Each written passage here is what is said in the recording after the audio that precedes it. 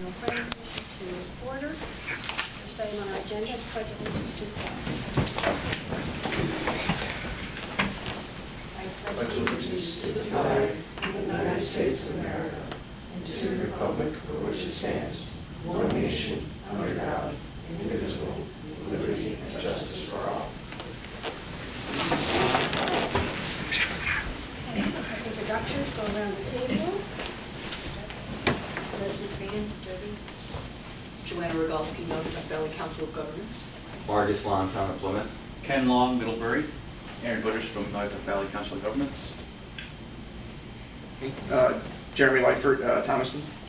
Ben Muller, NDCOG. Rob Clark, Woodbury. Bruce Witchin of OPM. Matt Pafford, OPM. And on the phone, who do we have? Rick Parkin from Shelton. And Gary Giordano from Thomas Bethlehem. At this point, we have 8 representatives from RPC. We don't have a quorum. Correct, no quorum. And we have 2 representatives from, no, one from Middlebury, one from Woodbury. Okay, sorry.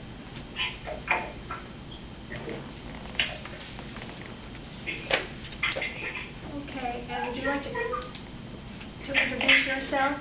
You are here for public participation, is that correct? I'm all set, thank you. Okay. Next item on our agenda, number 2, is the, everyone have a copy, first of all? No. Agenda, do you need a copy of this? Or I have. Oh. No. I have Oh, a copy of the the handout. Of the handout. Oh. Does everyone have a copy? Does everyone have a copy of this handout? Yes. So would you introduce yourself first, please? Okay. Once again, I'm Bruce Witchin of OPM, and I'm here with Matt Pafford of OPM.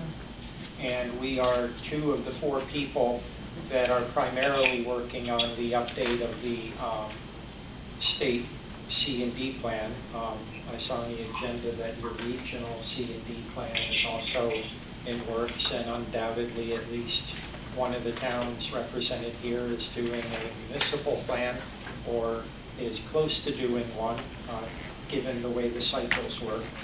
Our plan is a little different. And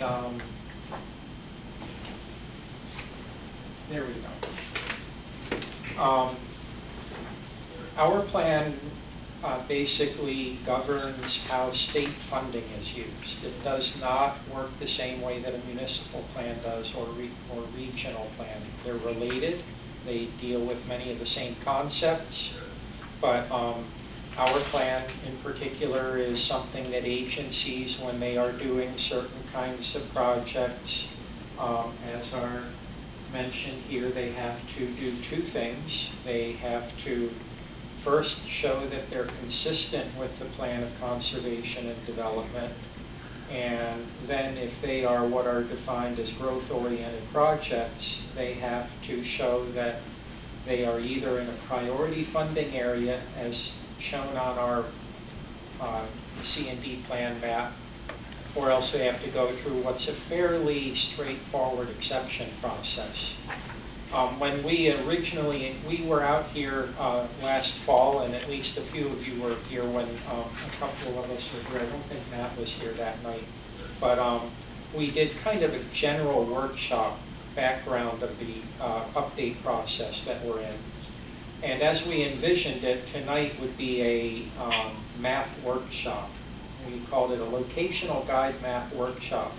What we're finding is these don't end up being really a locational guide map workshop, because what we had in mind was more of a technical nuts and bolts of the map and how we would get data from the towns, how we would reach out and refine the map. And what really has been turning out is that there's much more interest in the underlying meaning of these priority funding areas that state agencies are supposed to be reviewing.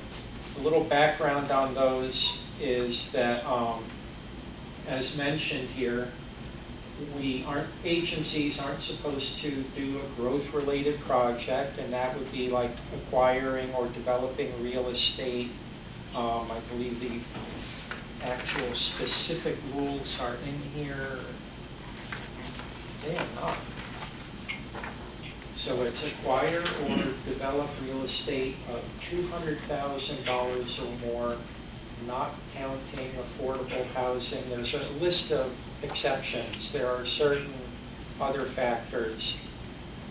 And if a town, or if the state agency determines something is consistent with the POCD, they then go to our locational guide map. Just, that's the easiest way to handle this. Do you want to go onto the website?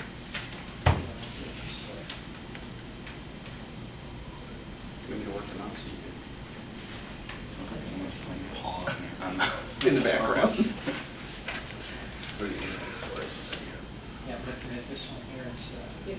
there we go.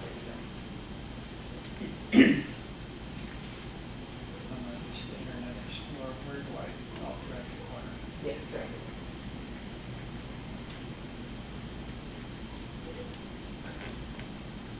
Well, anyway, I won't play around with it too long. The locational guide map looks like this. This is close enough for now. And that view of it showed Waterbury and on the right, and what I'll talk about here are colors on this map. If you remember the old locational guide maps, the ones that were in place prior to 2013, they had various shades of green, then they had, or actually one shade of green, then they had yellow, kind of an orangish yellow, a kind of pink color, and a deep red. And if you were trying to get a sewer line paid for or a water line paid for, if that thing went into the green area or into a white area and maybe into a yellow area, some agencies would say, no, we can't pay for a project like this. You're in the wrong color. That really wasn't the intent of the plan. The map wasn't supposed to be a zoning kind of map. It was supposed to kind of reflect what is written in the text of the plan. And so they revamped it back in the late aughts. Actually, I think before I went to OPM in 2008, I think this happened. A legislator got a bill passed that required the map to be changed to go to priority funding areas, that OPM would be required to draw for the entire state to show where the state's priorities are. And for good or bad, we decided to settle on, let's draw those by census blocks, because those were the smallest geography that we could get for the whole state. We don't have parcel mapping for every town, and quite honestly, that would probably be overwhelming if we tried to do anything on the basis of parcels, because it just gets too persnickety at that point. So what you're seeing here is a map, and just a quick background. The darkest red that you see in Waterbury and Naugatuck, over to the right, is that maybe Southington? I'm not sure. That's where there are, I believe, 3 or more development features. The priority funding areas are based on a number of criteria, first of which is a controversial one. And I'm going to stay on this map, and so rather than going to the slide, so if we go to the top of the second page, you'll see the list of designation of criteria at the bottom of that top slide. Designation as an urban area or urban cluster in the 2010 census. That's something the U.S. Census Bureau does based on housing density, I believe. And it gets kind of loopy when you get over here. Not so much in Waterbury. Waterbury very clearly is going to be an urban area. But as you move north into Litchfield County, and probably as you move southwest into some of those towns, you find urban areas being mapped in places where, when you're in the town, you don't think this is an urban area. It looks a lot like the rest of the town. And sometimes it isn't even the most urbanized part of the town. So we'll have places where what you consider the traditional village of the town is not urban area, but someplace over there is, because they have a few subdivisions that fall into the same census block, since we're mapping by census block. So this has been a controversial feature, using these urban areas. The others are based on a buffer around mass transit stations. Notice that's busway and passenger rail. That does not include local bus service for that particular feature. The next one is existing or planned sewer service, which means sewer service area maps are being used. And so your town, well, actually now it's required in doing the POCD, the local POCD should include local sewer service area mapping from the WPCA. That way we can get that information and we can pull that into this map. Same thing with existing or planned water service. And then finally, local bus routes when service is provided 7 days a week. We were at a CoG, I think it was Northeast CoG, and it wasn't clear that those things were going in the right place. We may have gotten some bad data in there when we did this map back in 2013. Moral of the story being that we're in a public process right now, and to the extent town, CoG, or even just regular people have data they think we need to know about, they should send it our way. The way we handle these data, again, census blocks are basically our pixel size. So if a census block had a water main cross even a portion of it, it turned the whole census block into a priority funding area. It would be one of the light pink ones. The light pink ones shown on here, I believe, are 1 or 2 criteria. Actually, I guess if those are 1 or 2, then I think the dark red and Waterbury probably has to be all of them, all 5. And then medium pink there would be places where they have 3 or 4 of the priority funding area criteria. Honestly, it makes no difference whatsoever from the standpoint of how the state agencies review this. All of those are priority funding areas, whether they are shown as having 1, 2, 3, 4, or 5. We color code them to show, is it a lot, is it a few? But in practical application, all an agency has to show when doing a growth-oriented project is it's in a priority funding area. Like I said, there's an exception process that we'll get to. The next thing I want to point out on here are conservation features, and skip to the top of page 3 for this one. I won't read them all. They're all basically things we have more or less always mapped, with the addition of hurricane inundation zones. I don't recall if they were actually mapped the last time. Those things on this map end up being kind of a shade of brown that isn't really distinguished that well. However, the other thing they do is when a conservation feature appears on top of a priority funding area, we color it in yellow and call it a balanced priority funding area. This is another controversial thing. The way the process is being implemented right now, a balanced priority funding area counts as a priority funding area from the standpoint of how agencies do things. So if you look in Waterbury, you see there are some patches of yellow. Those would be things like, they would not be protected areas if it's a light yellow. So it might be something like either a wetland area or floodplain area. Can you read what that is? Be the next screen next. Aglands. Interesting. as you'll see from what he did there, and I should have said right at the outset that the website I'm on right now is www.ct.gov/OPM/CD plan. And once you get there, you'll find a link for an interactive map. And go there, and you have to click on it, say yes, you agree to use it, and then zoom in. Once you zoom in far enough, these colors start appearing. We'll- With Joanna at the page 6. Yep, there was a question about repeating the website. Sure.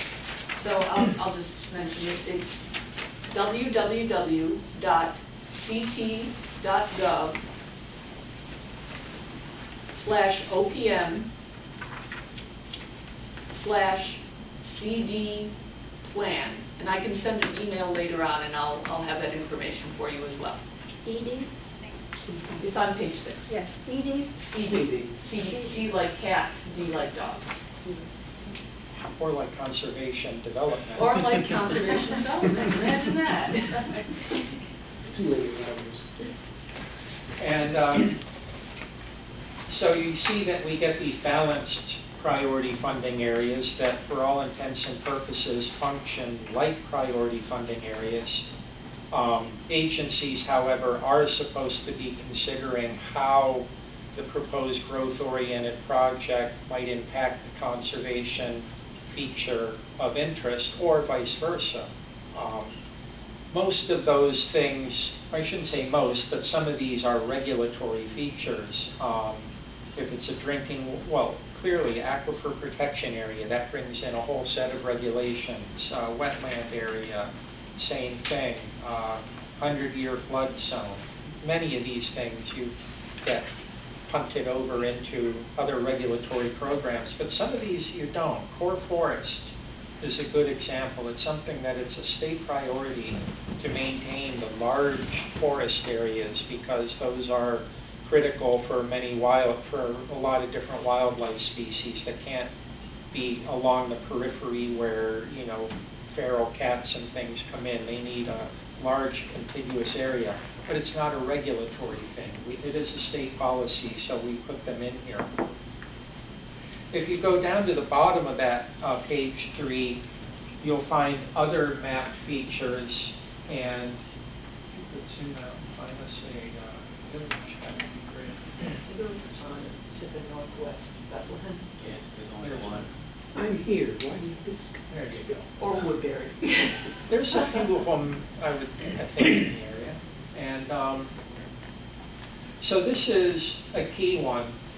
These were developed in a completely different manner. We didn't go and take data from satellites or from the U.S. Census Bureau or anything like that, or from sewer plans, and throw them up against the census block, up against the map of census blocks, and see which census block suddenly turned pink.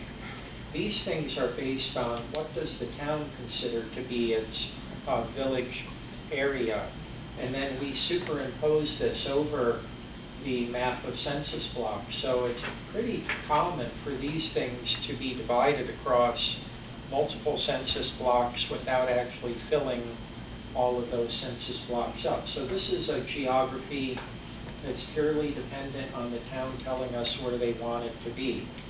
Now, what are you showing instead, specifically? So this is the orange map. Could you zoom in once, twice more? So this is for Bethlehem, what the town, I think the town directly asked us to do this, but it could have come through the CoG as well.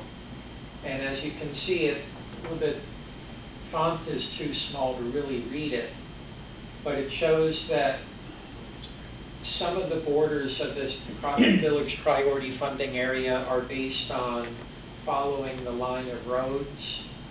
Some of them seem to be following the back lines of properties that front on particular roads. Some of the boundaries I have no idea, but at some point 5 or 6 years ago, we got information asking us to draw the lines how we've drawn them here.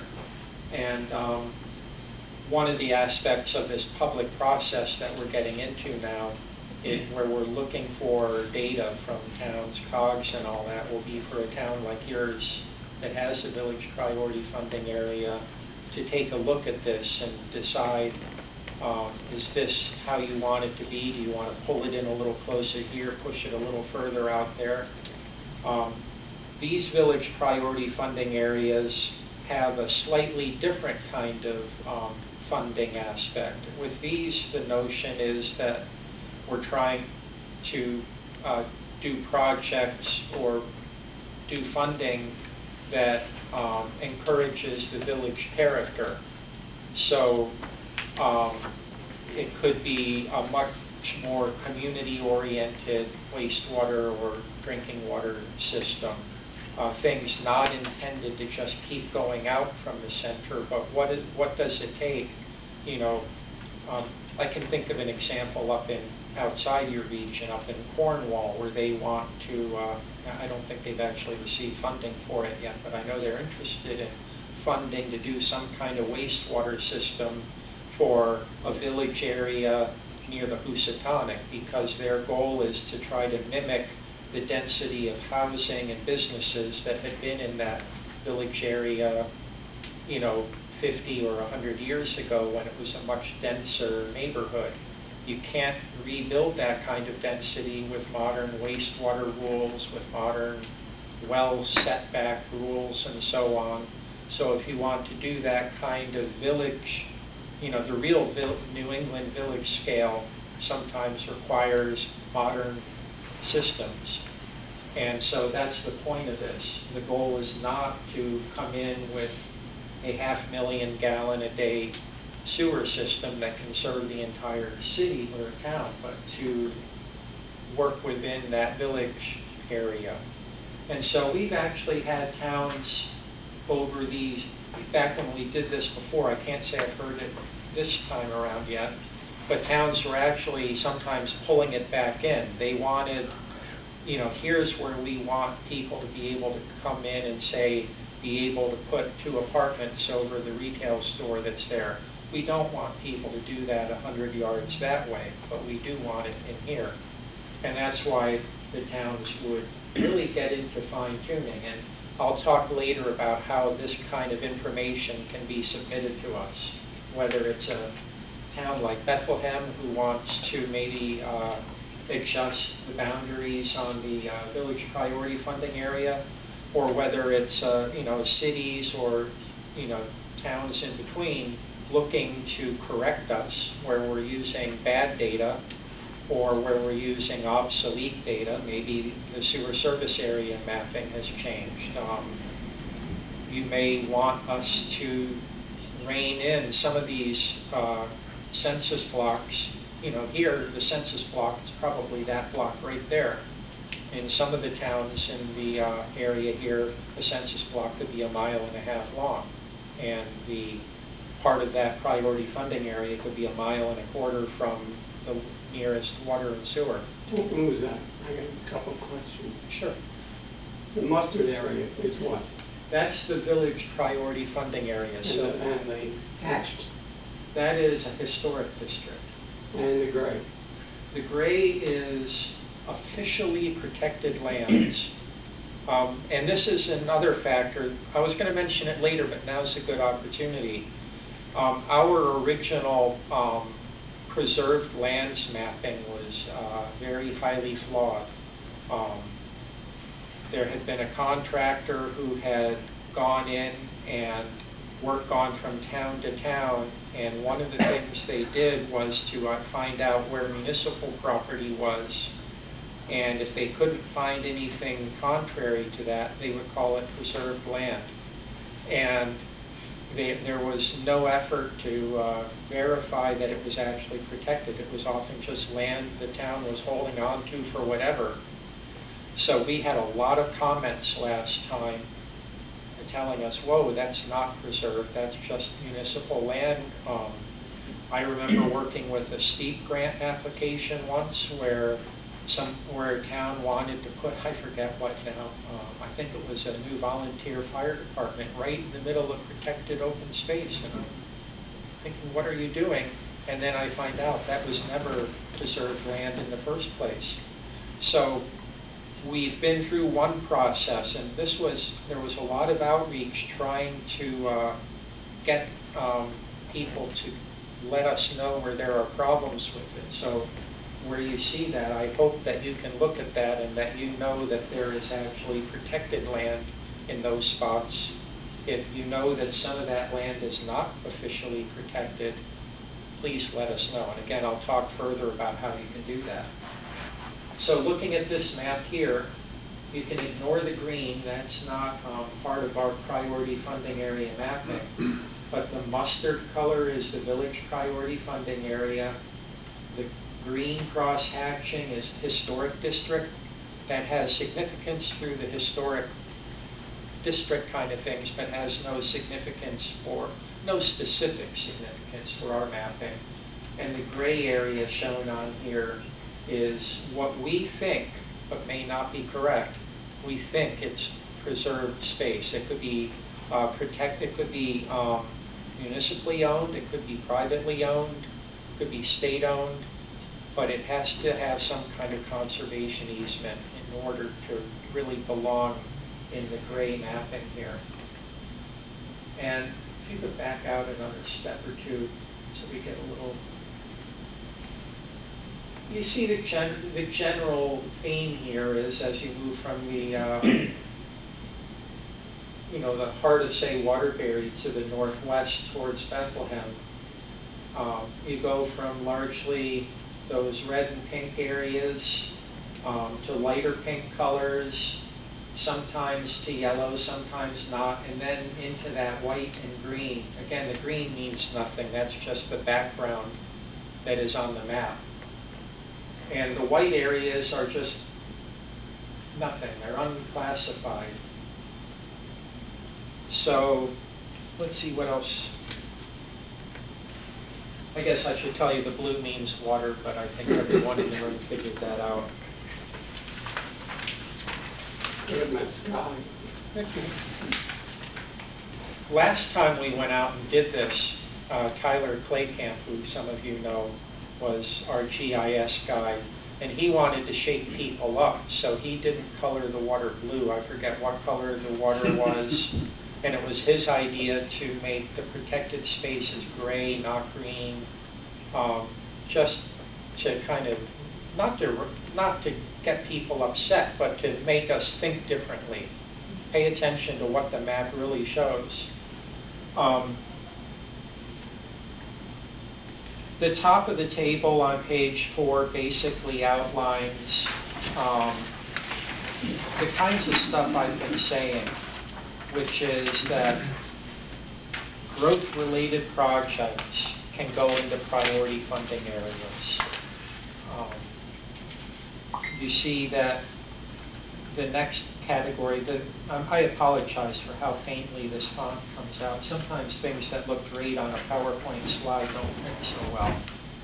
The second column shows that growth-related projects can also go forward in a balanced priority funding area, like I mentioned. Agencies are supposed to consider conflicts.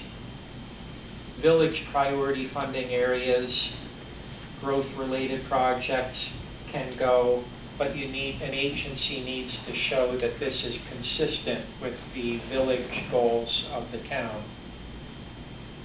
Conservation areas, those are pretty much the I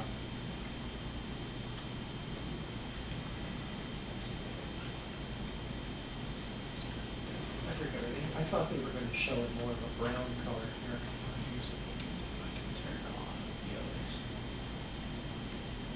Oh, they're not turned on. Oh.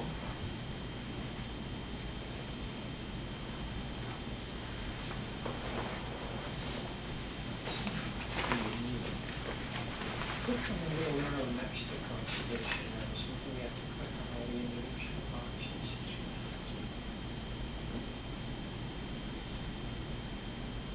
How about the box over there? There should be boxes below there.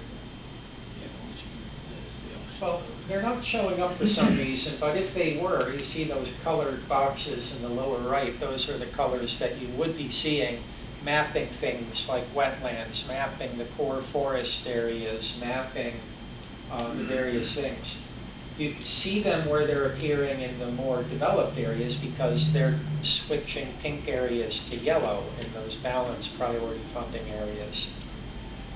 Actually, growth-related projects can happen in these conservation areas. Growth-related projects can also happen in the unclassified areas. The thing is that they need to get the agency needs to get an exception from us, allowing them to do it. At this point in time, those exceptions take a day or two to get. Basically, some towns actually are focusing on those exceptions as a way to kind of seize control over where agencies can do projects, because the first thing an agency has to do if it's trying to do a project outside a priority funding area is it has to go to the town plan of conservation and development to find out that it's consistent with the town's plan.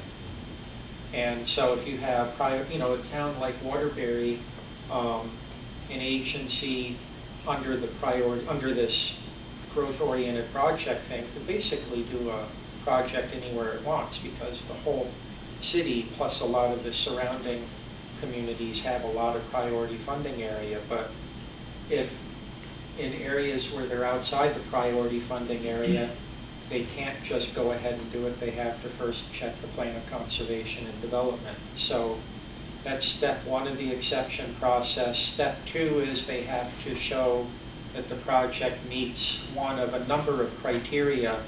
A few of them are easy. One of those is that you have to show that the project has to go there, not somewhere else. We had one of these exceptions recently where North Stonington wanted to get a water main up to the North Stonington Fairgrounds and Grange, which was outside of the priority funding area. The town plan had a section, the agriculture section that a lot of the rural plans have now, was very clear. We want to do whatever we can to keep the fairgrounds and the Grange not just surviving, but keep them vibrant. And they had well water concerns. So that was the justification to run the water main up there. That meant it was consistent with the POCD. And then the second question is, does it meet one of these other criteria? One of them is it has to go there. Well, the Grange and the fairgrounds are where they are, so water to do that has to go there.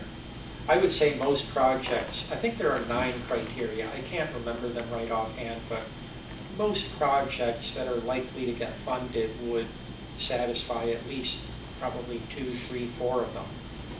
Because they're fairly rational things. The kind of thing the project has to go there. We would like to not extend infrastructure. If a project can happen here without having to put in new infrastructure, or needs new infrastructure to go over here, the state has a preference to minimize spending to build new things, but if it has to go to the other place because of other factors, that makes sense. So that's how this priority funding area process works. The next slide down here is, again, focusing on the locational guide map.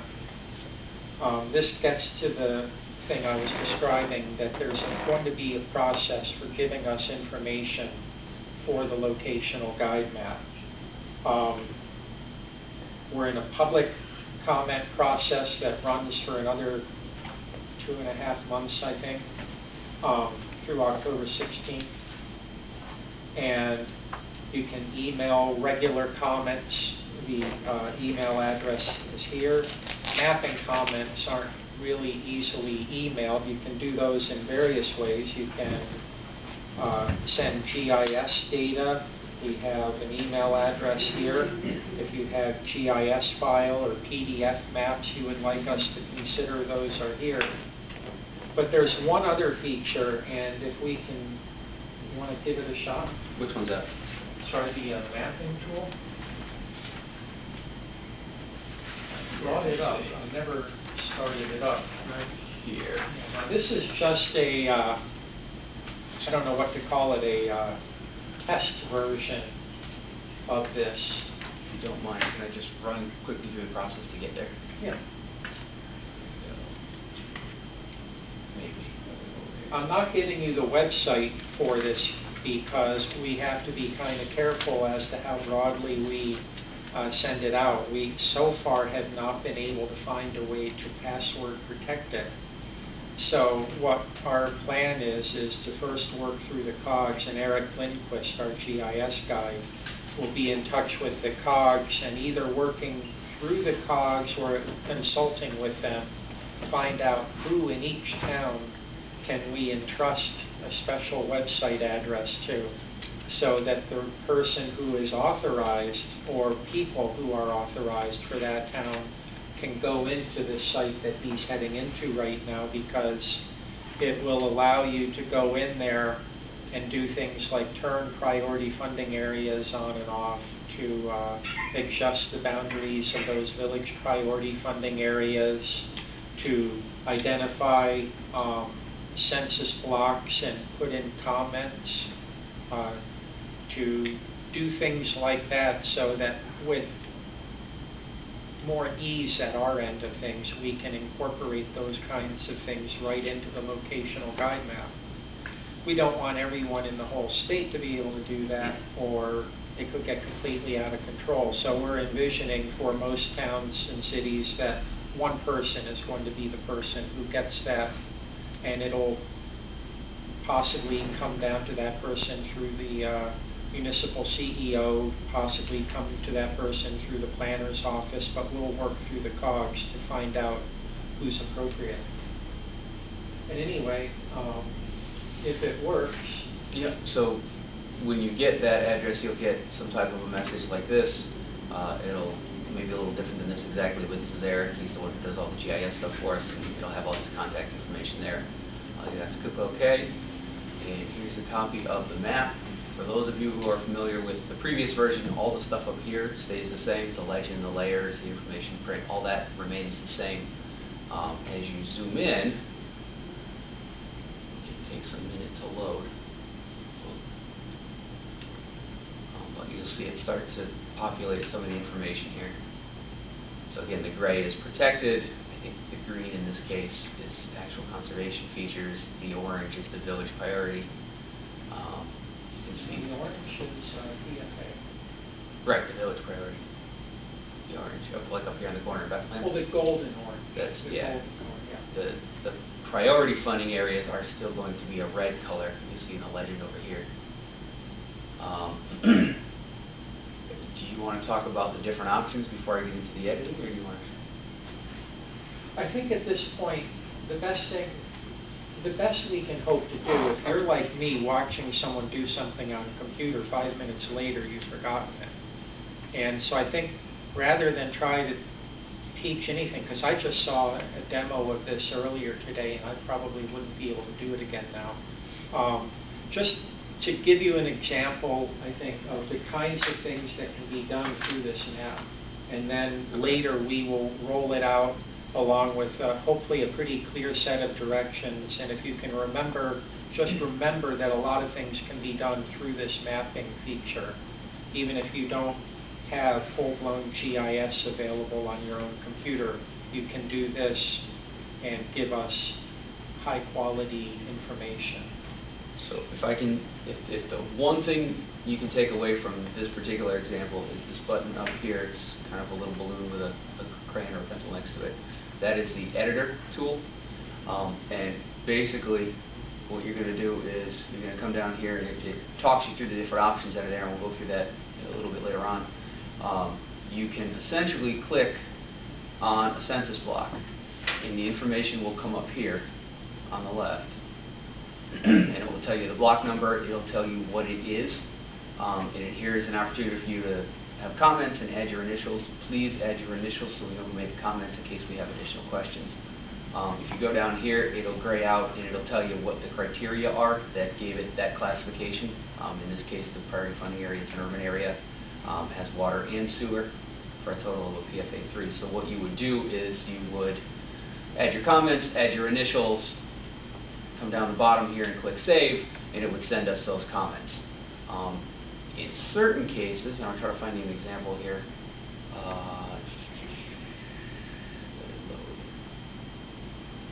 So in certain cases, let's try this one.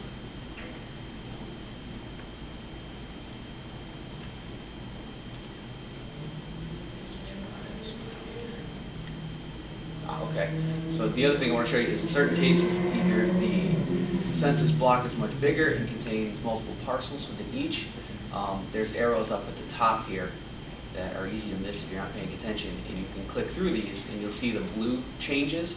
So it actually changes to a different census block within the overall block that it's selected. So you can go through and offer your comments on each one of those, and you go down below and it'll give you the criteria for each one of those. So I don't want to spend a lot of time going through this. Like I said, you'll get an email that will have a link to this and directions, but if the one takeaway is to remember this little button up here, that will get you into the editor. And there's a bunch more stuff you can do with it, including kind of redraw the lines that I won't get into here because I think it'll be a little confusing. But all that will be in the instructions, and you do it all from this screen. So if you can remember this button to get you into the editor, the rest will be explained in more detail. One last thing, if you could back out and go, well, we're going to keep using you as an example tonight because you're the closest village priority funding area. No, he's there. I was the ignored one. But if this, if we go over to any one of those. Those, as I mentioned, are actually drawn. They're not just using the boundaries of census blocks. And this one, I forget how you do it. The thing about pulling the boundaries out. Yep. So what you would do is, again, you would go up to this button, the editor button here in the corner. You would click on the parcel you want, which would be this village priority funding area.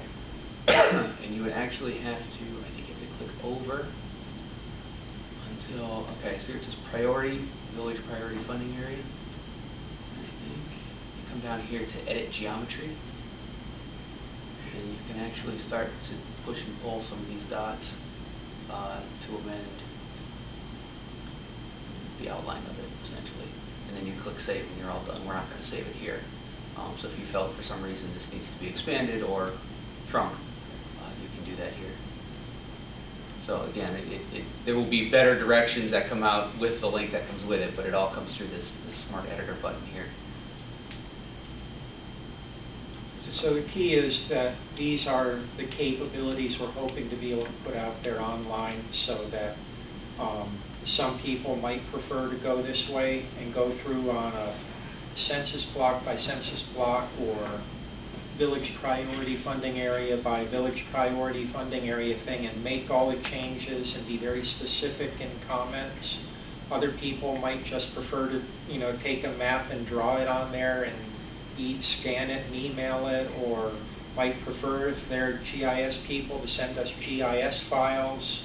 We think we've come up with every reasonable way we can to get map information, and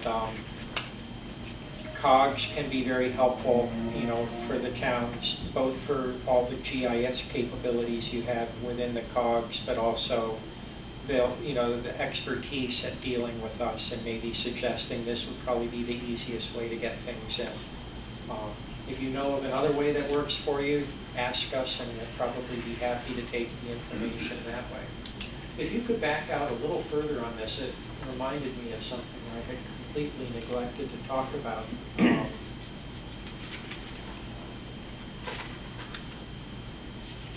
want to get those priority funding areas to come back on.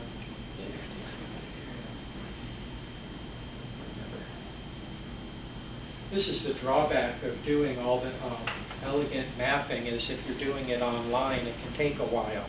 And that's another reason why some people might choose not to use this thing, because if you have a slow connection, it can take forever. if you remember right at the beginning, I mentioned that priority funding areas, it doesn't matter at all. Are you do you have one priority or do you have 5? You're a priority funding area either way. We've had a lot of pushback about that because some towns didn't like the way the priority funding areas were shown in their town. They did not intend to have this entire area opened up for development just because they ran a water main through down this corner of the town.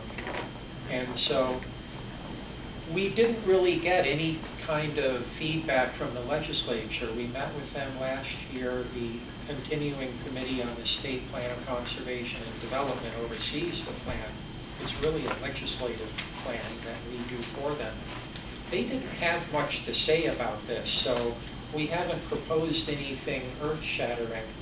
But what we did this time was to show options. So when you look at this map, you'll see, as far as I'm concerned, that's an orange, not a red, but I'll go with it being red. The big red area there. You see along the periphery of it are pink areas. And along the major Waterbury, Watertown kind of area there, it's largely red with a little bit of pink along the fringe, but if we go further to the west, I guess that's Woodbury, you see that there's much more of the light pink than the darker red color. And what the light pink is showing are priority funding areas that would not be priority funding areas if we required 2 growth criteria rather than just 1 to signal a priority funding area. And so we've done the whole map this way. And as you can see, the difference it makes is a very town-by-town thing. Some towns it makes very little difference whether you have 1 or 2. Looking at Woodbury, it seemed like it made a big difference. So this gets back to that question of how a town wants things to go.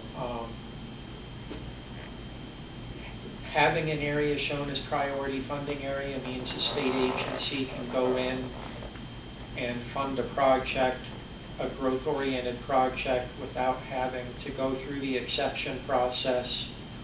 If we were to limit priority funding areas to be those places that have 2 or more, not just 1, agencies would have to be referring to the municipal plan in order to do projects in those areas shown in the light pink, and would have to go through that exception process. This is another thing that you can see by going into this. You really can't see it in the C&D plan on our website, the thing that we have been looking at all that time, because that other thing is the real plan as it currently exists. This map here, you can go into it and see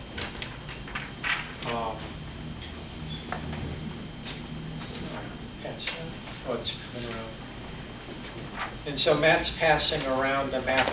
We had tried to print large-scale maps today, but the plotter failed. So Matt printed out 8.5 by 11 maps of the CoG, and you can more or less get a sense. It's not as precise as we'd like, but you can more or less get a sense of what we are referring to as option 1 and option 2.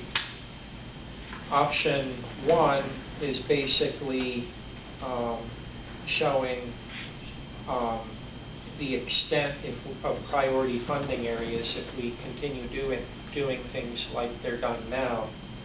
And option 2, which is the brighter pink color, shows how the priority funding areas shrink based on requiring 2 growth features within a town.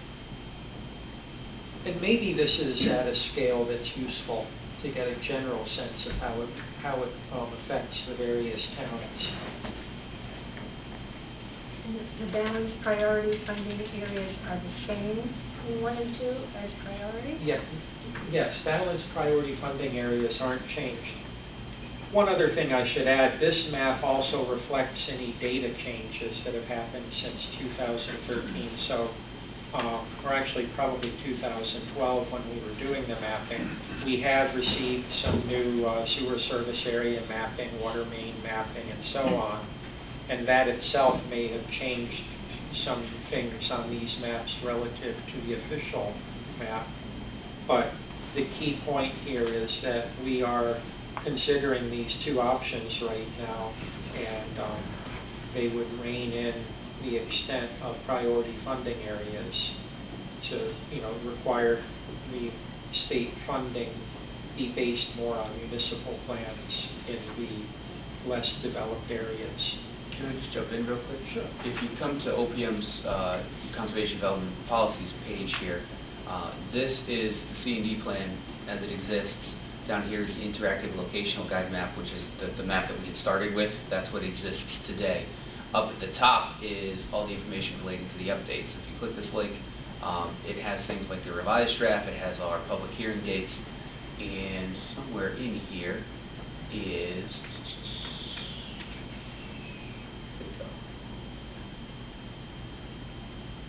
somewhere in here is a copy of this plan. Oh, sorry, right up there. The draft 2018 to 2023 locational guide map, which has a much more in-depth explanation of the two different options, as well as the map that you can zoom in and kind of go back and forth and see, how it would affect certain things at a finer detailed scale. So if you open that link, you'll come to this page, which has kind of the introductory, it's an explanation, much as Bruce took us through here. And as you continue down, it will take you to option 1, which is basically the map as it exists today with certain updates, water, sewer, any new information that's come about, but the rules haven't changed. And you can zoom in here. It takes a minute to populate, but it will hopefully come up the way it did before. Maybe not. Just for clarification, the priority funding areas that are left out of option 2, those would become balanced priority areas? They would disappear from being marked as priority funding areas, and they could have been, if they were a balanced priority funding area that had only one development criteria, they would then switch over to being shown as conservation land. Not conservation land, but conservation features. So the balanced priority funding area is strictly that it's a priority funding area that has some kind of conservation feature within it. Actually, you can see that here. Let me go back one. This is the map as it stands today. And you can see the priority funding areas are in red, the balanced priority funding areas are in yellow, gray is the protected space. When you go to the second option, it changes the orientation here a little bit, unfortunately, but you can see a lot of these areas, I think, that were previously priority funding areas, now I think reverted to their conservation area criteria. I think that's what the brown is in this case. Yeah. A balanced priority funding area, but for whatever reason, the priority funding area only had one criteria, not the two, so it dropped off in this second option, and reverted to its underlying features, which were in this case conservation. This may or may not have been part of that priority funding area in the first option. Maybe just because it was a census block, it only had the one criteria, that dropped off, and it now becomes unclassified. So, like I said, I don't want to bog you down with the details of this whole aspect here, but I want you to know that this is there. It has a thorough explanation, and you can kind of play with it in real time to see how things will change. And that may help your understanding of the two different options a little better. And kind of to sum it all up, like I said, the focus of tonight has been on the locational guide map, because that's what we're here to talk about. Really, a more fundamental thing is this question of priority funding areas and the need for agencies to look at those and for towns to think about how they want to handle those. And do towns prefer this option 1, leaving it as it is, or option 2, which requires a priority funding area to have a little more basically a little more investment in development. With us including those census urbanized area mapping, we ended up with a lot of priority funding areas in the state that had no infrastructure investment beyond, roads and electric power, basically being considered as likely a spot for intensive development as, say, an empty lot in Waterbury, because they were both priority funding areas, even though some of those had no real development infrastructure at all. So this option 2 is a choice that we've tossed out, trying to get feedback, and whether the feedback comes back through the map, whether it comes through this mapping thing that Matt demonstrated, or whether it comes back through public comments. We're looking for all the feedback we can get. We're in a public comment process right now. In fact, we will be having a public hearing out here, I believe it's next month, but I'm not entirely sure. And that's when we come out, we record, we give people 3 minutes or 5 minutes to say something, and through the whole while, of course, we're accepting comments. Tonight, this isn't that. Anything discussed tonight's really not the public record for the public comment. It's more just us coming out to try to provide some background regarding how all of this works, and hoping to answer any questions that may have been prompted by any of this, and maybe that can help you formulate public comments that you would like to put in, or that you want to go back to your towns or to other people and say, this is how you understand it, maybe you should look into this. But we're trying to just basically answer questions, and as always, we encourage public comment. We had thought we might get a little more pushback from the legislature, but they apparently like the way that the plan has been working for the last 4 years. So are there a few people have asked questions along the way, but are there any other questions about anything we've said or didn't say tonight? I had a couple, but you answered them. Okay, good. So it's good. I have a question. On the website that takes you to this, on the webpage that takes you to where you're at right now, do you Yep. want to back up one? Yeah, I'm going to keep this up because it takes a while. Oh, sure. And I couldn't tell you how to get there through OPM's website, so I just put an OPM PLCD in it. It's the first link. We'll take you here. Okay. So this page down here, this is what's existing now. This is 2013 to 2018, Okay, all so the update materials. Go to that top. Yeah. Now, with the GIS download, geodatabases, I know this might be more on the technical side of things, but is that correct information, current information? Is that information that keeps getting updated? What's the status of that?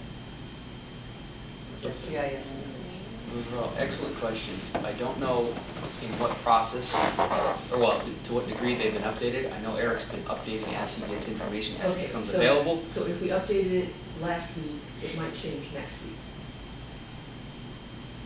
Or next month. It wouldn't necessarily, he's not making updates at this point, just kind of willy-nilly. He's making updates based on feedback he's received. Somebody says, hey, But we I have think water service there's- area. Yeah, I'm just saying, that's not information that is usable for a final, like when we're working on our regional plan of conservation development.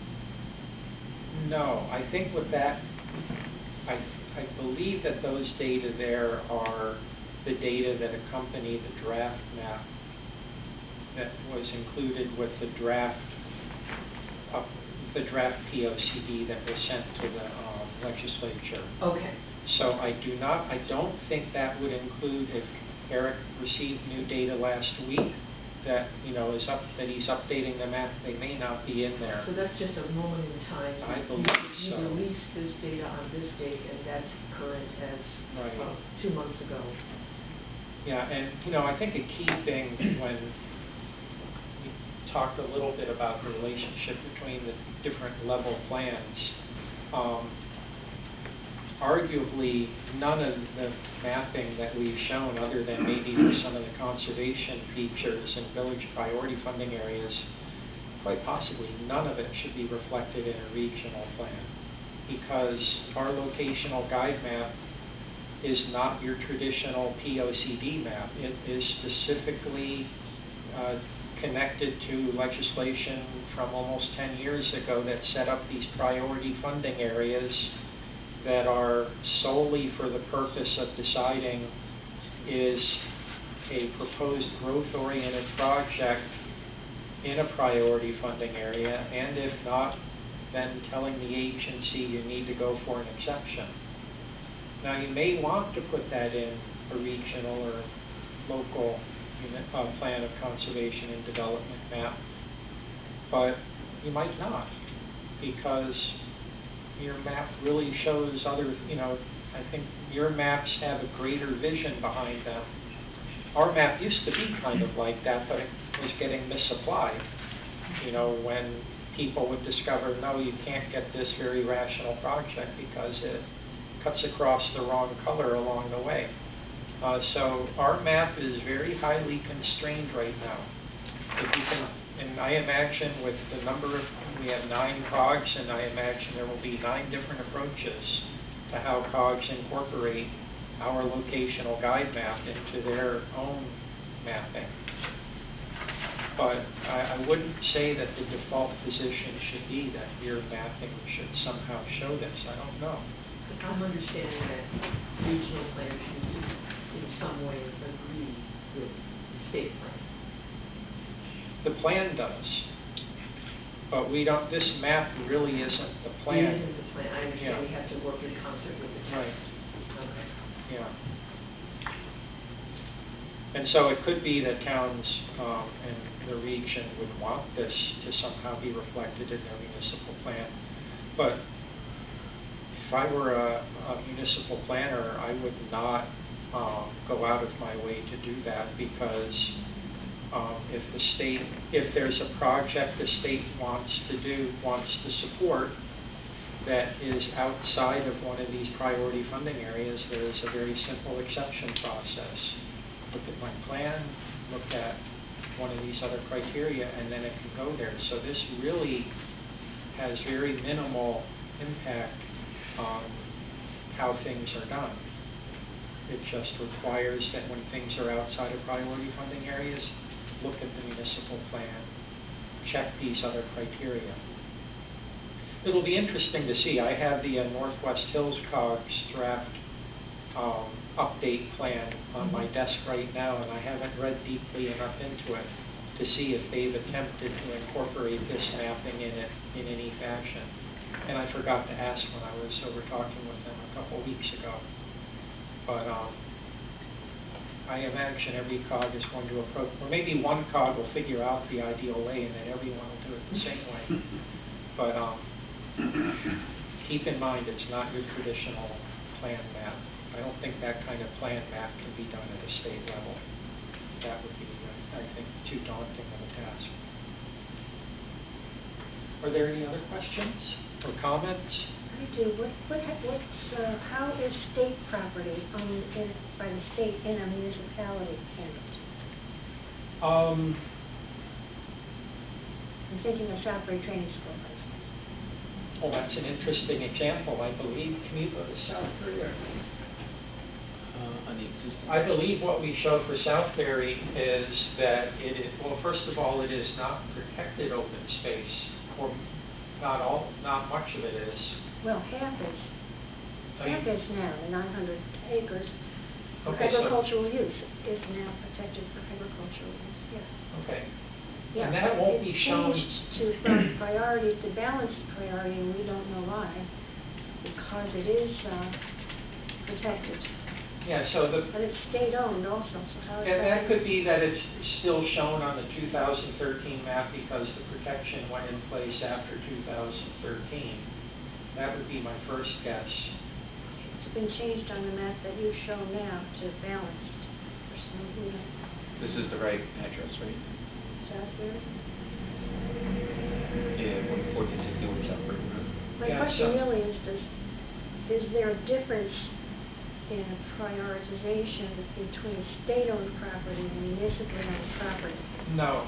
There's no difference? As long as they're not, preserved for open space or for agriculture use, there would be no difference. I think it's possible that this land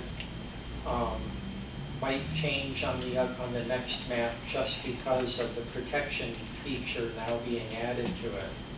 Up until now, you haven't received it yet? Is that what you're saying? yeah, because our current plan, the map was adopted in 2013, and it's based on Okay, data so- from that time. But as you can see here, we handled it just like we would handle any other land, that the areas of it that are underlain by ag land got mapped in yellow.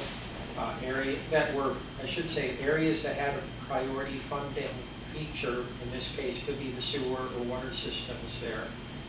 Those areas are in places shown as pink, where they're also underlain by ag soils. They're shown as yellow for the balanced priority funding area, and where they're not, where they're just the conservation feature and not the growth feature, they get the brown color.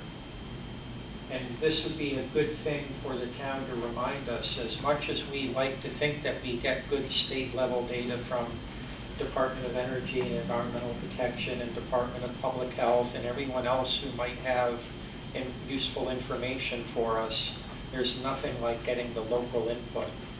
And last time around, I remember up in the Northwest the Northwest Connecticut CoG that got merged in with the Litchfield Hills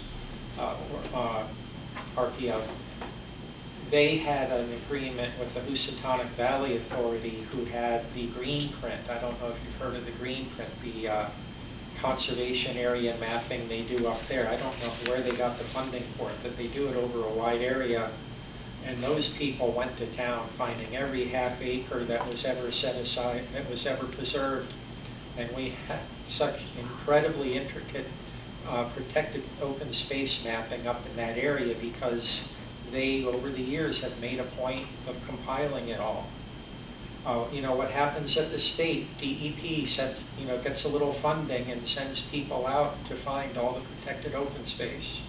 20 years later, we're missing a lot of protected open space, and there's never that opportunity to go back out. So this would be a good opportunity, from sitting in here as from a planning perspective.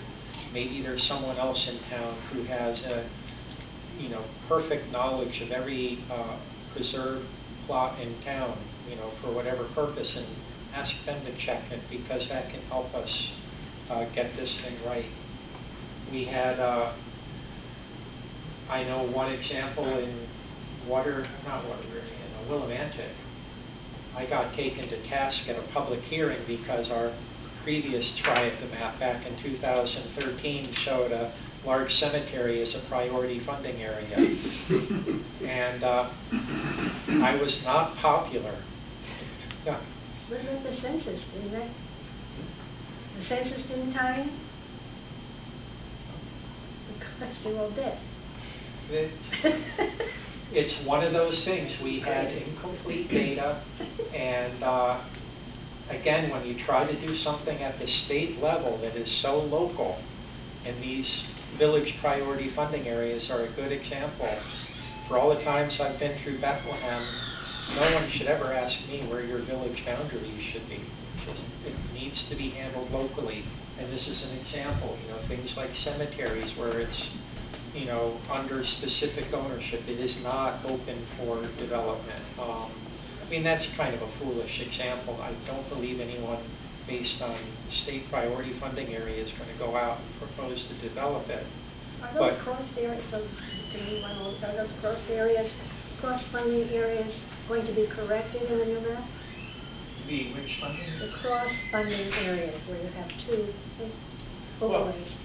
Where we have, we're looking for input as to whether we should have a minimum of 1 or 2 criteria. That's another thing the town should submit to you. They should give it some thought. That may be more of a philosophical thing, and we're looking for input, and we will likely hear input from, not just from the government municipal side of things. We will undoubtedly hear from property owners, developers, and conservation organizations and all kinds of people. Is the new state water plan going to be considered? It's not formalized yet, it's still It's in not, process. that plan and this plan are going through a process at exactly the same time. Yes, that's it. And I would say that the key is that, well, for one thing, there's a law that says that we at OPM, whenever an agency completes a plan that is required by Connecticut statute, we have to review the plan and sign off that that plan is consistent with our plan, with the state plan of conservation and development. So will that be done before the map is finalized? Well, that's the interesting thing, because that plan will quite possibly get adopted before our plan, and we would have to review it before that time. So we don't know the answer yet. It's possible that we will be certifying that the state water plan is consistent with the state plan of conservation and development that expires a week after the water plan is adopted. It's just one of those coincidences. I would have to say, though, that I'm not aware of anything in that plan, in the water plan, that's not consistent with our plan. We would like to incorporate more of the data. Aaron, I don't know how much he has said to you in the past about some of the data issues that have arisen with the state water plan. The water planning is looking at a fairly large-scale regional basins. Do you remember how many regional basins are in the state? It's like 35 or something. Yeah. It's a modest number. So those are pretty large areas. And the water plan is consolidating data across that size of an area. So it's not something that really reflects on a very local scale. There's nothing about, the water plan is saying we want to protect watersheds. The water plan is saying we want to protect aquifer areas. Our POCD says the very same things. But it's changing, the interconnections, right? That's changing. The interconnection issue is an interesting one, and is an area probably, I don't know what the final language will be in the water plan. There are aspects of it. If the water plan calls very broadly for interconnecting water systems, we could end up wanting to encourage interconnections across areas that there is no desire for growth in that particular area. And we have sometimes had to handle that. The water plan has been somewhat silent to date on wastewater. This is an issue that's been raised at a number of meetings, some discussions of trying to increase the water plan's involvement with wastewater. That could also take it in directions that, at least at face value, might seem contrary to the way the state POCD has been implemented. But the key is that it has to be consistent with our plan, and again, not looking at maps, just looking at what the goals of the plans are and how they seek to do things. Any more questions? Thank you. Okay, like I said, we will be back out for a hearing, and Do you know what that is? I can't recall. Do you remember when it is? It's a public hearing of the Naugatuck council meeting. Yeah. So that's, I want to say that's a September meeting. The next full Naugatuck meeting, which I believe is going to be in September. Okay. So that'll be for the CoG meeting, not the RPC. Correct. Okay. Yes. The actual CEOs. Yep. It's interesting that has been very common, and we never had that happen before. But now that we have COGs instead of the different kinds of regional planning organizations we used to have, there seems to be quite a lot of interest in having the hearing during the CoG meeting. And in the past, those hearings would typically be in front of a forum more like this group. So just an interesting change with the CoGs. Okay, thank you. If you don't mind, we'd like to sit through the rest of your meeting because it's an interesting agenda. Item 3, discussion of the pedestrian plan, which everyone has a copy. Did you have one, Dr. Ben? I have some on hand out here just a little bit. I would just want to give a little introduction to the Naugatuck Valley pedestrian planning effort. Please introduce yourself. I'm Ben Muller, transportation planner with the CoG. Back in May, we kicked off a pedestrian planning process for the region. And as part of that, we're trying to identify some of the best practices for pedestrian planning at a regional level, assess our local needs and priorities, and identify areas where we can improve our services that we offer to the towns and our funding options so that they're better at developing pedestrian infrastructure, particularly with an eye towards improving safety. So in order to assess our local needs and our priorities, sort of the first stab at this was we developed demand index and a deficiencies index for the region. So these are in a draft state. Now, I'll hand these out real quick.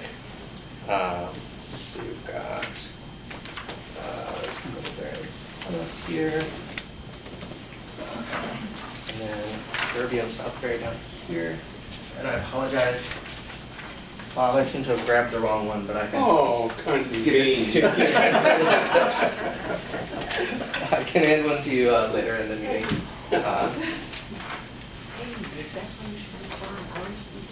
I did. Oh, you check your email. The same day I got it. But the long and short of it is, this is our first draft of our what we're calling demand and deficiencies. Demand is where we expect to see pedestrians just based on factors and data that we have available.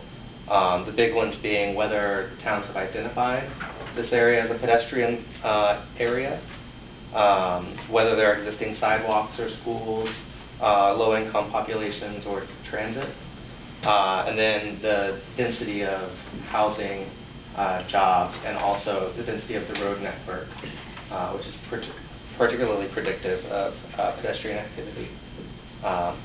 Low income because they don't drive. Yeah, they're more likely to not have access to a vehicle. And then we've paired that with a deficiencies index so that we can try to identify areas that are dangerous for pedestrians regardless of whether they have anticipated pedestrian activity. And those are based on speed, the availability of sidewalks, and whether there have been crashes in the past.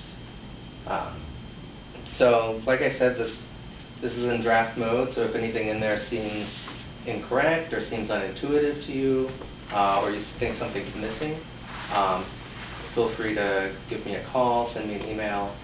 We'll be putting together a more final version of these with more up-to-date data, particularly with regards to the crash histories over the next month.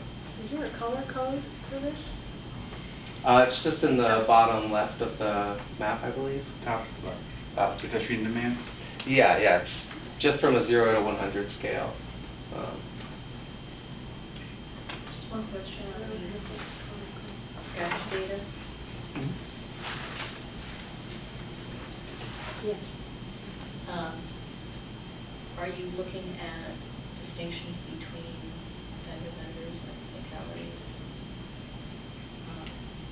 Yeah, so any reported pedestrian crashes, you'll see on the first page of your deficiencies index, it'll have the little ranking that we used. So for crashes, we gave higher weight to pedestrian crashes that resulted in a fatality.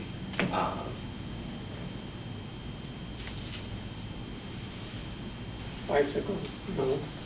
Not in this plan. We found it a little difficult to build the two into one, just because the needs of a bicyclist are very different from the needs of a pedestrian.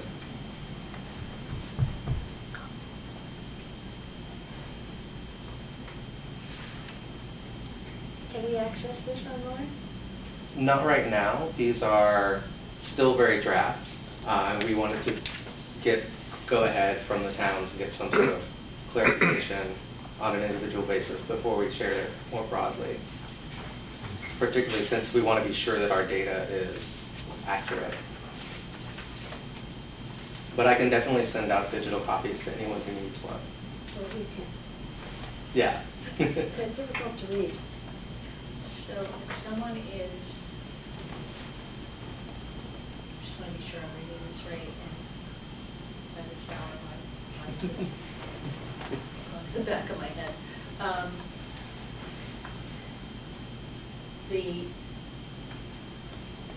So obviously, a crash that results in a fatality versus a crash that results in somebody getting bumped on the sidewalk, somebody not getting hurt seriously, typically low speed, very low speed injuries. That's the distinction that I'm looking at here. Yes, that's correct. Yeah. So for pedestrian crashes, we don't necessarily have all of them because it requires a police report to have been filed. And so if it was just a little bump, it's unlikely that someone would have filed a police report. Right. So the pedestrian ones typically are injuries that are a little more serious and fatalities. But those are distinct on the map. So this is pedestrian versus vehicle? Yes. Yeah. Nothing, I mean, if somebody falls off the curb, that doesn't count? Yeah, that's usually not reported that way. Yeah. What about bike paths? We're going to be considering bike paths in a future plan to be kicked off as soon as we can get our heads around it. So not included in this? Not in this one. No.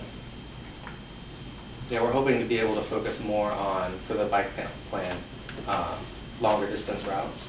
And for pedestrians, longer distance routes are often neither here nor there. So it's just sort of a difference in approach that we have to take.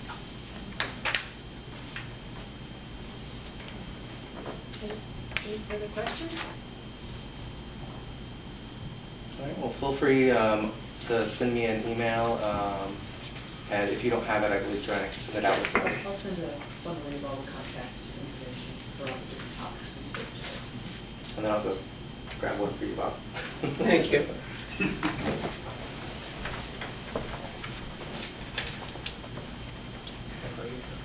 Item 4, the grant program, are you?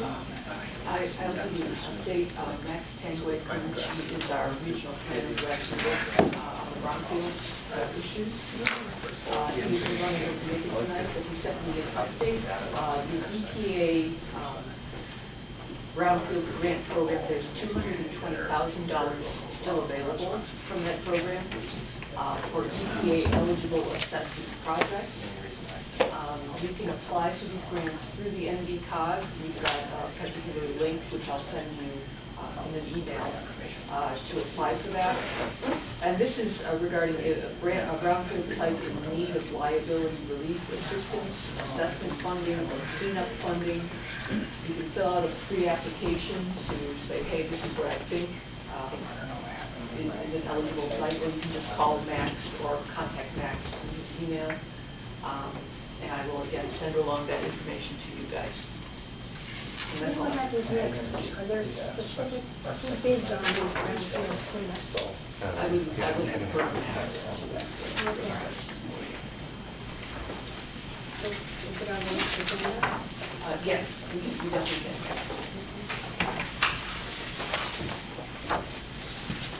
Anything else on that for the long-range transportation plan?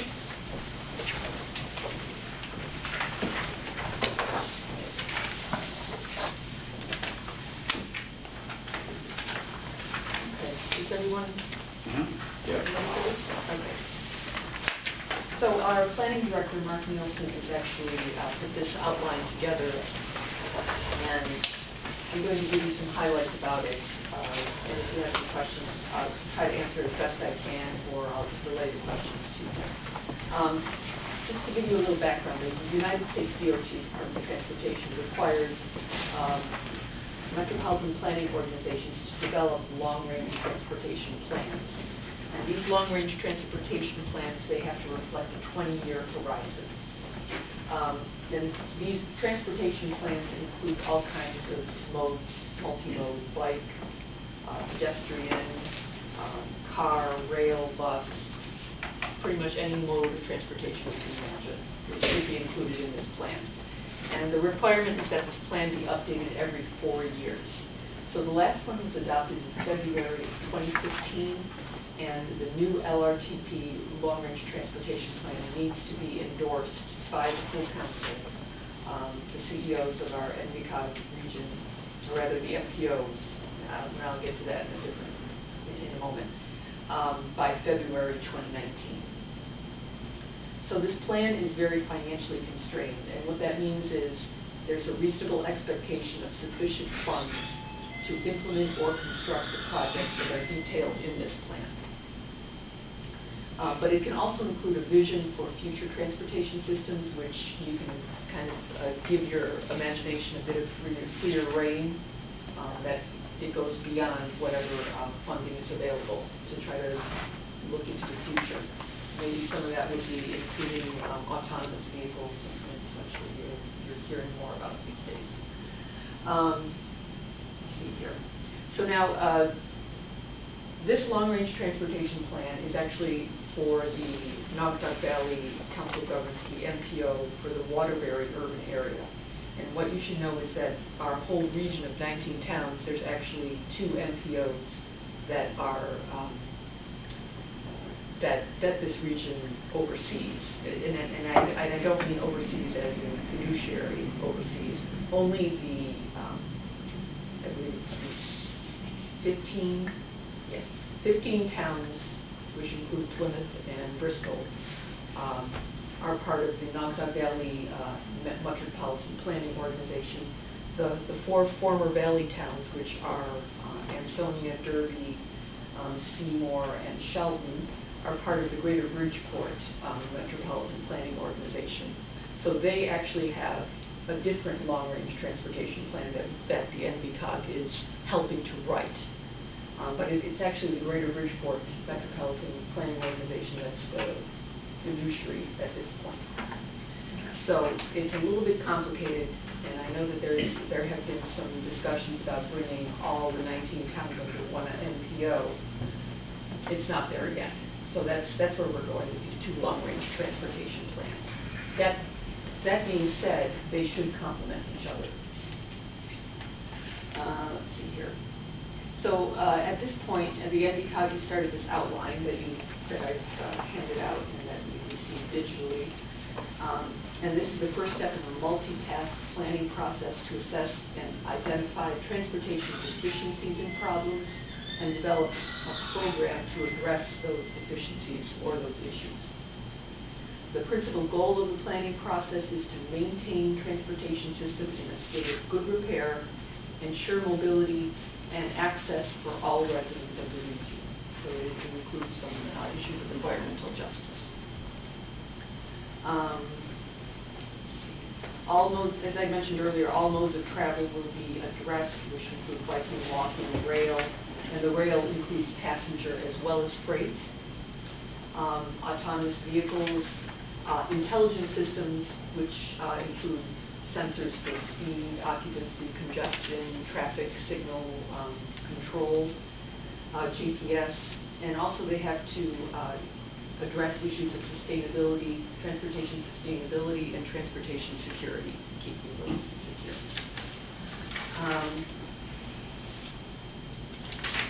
And that's all that I have at this point for the long-range transportation plan. Are there any questions at this point? What's the date? So this needs to be done by February 2019, the actual finished and endorsed long-range transportation plan needs to be by February 2019. lot of work needs to get there. Yes, there is, but that's why we start with an outline, to help us get there.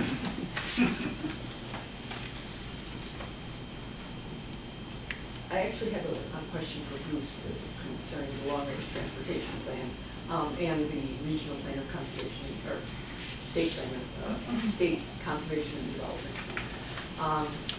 I've heard somewhere that they need to be also referencing each other. Does there need to be a cross-reference?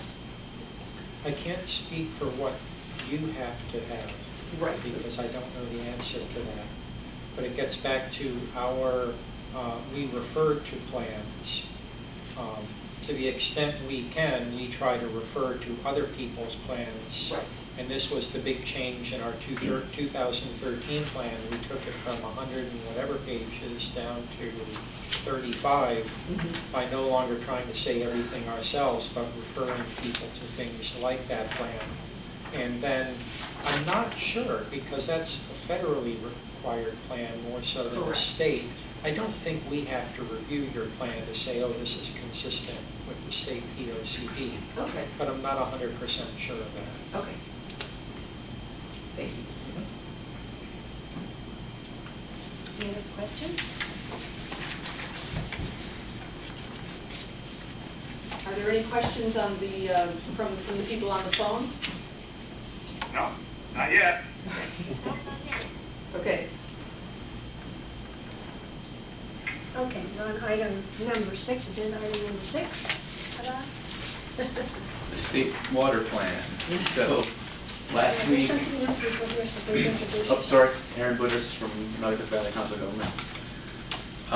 So last week, I believe, that the draft state water plan was published, which begins a 120-day review period. I'm just going to talk really quickly about it because it's getting late.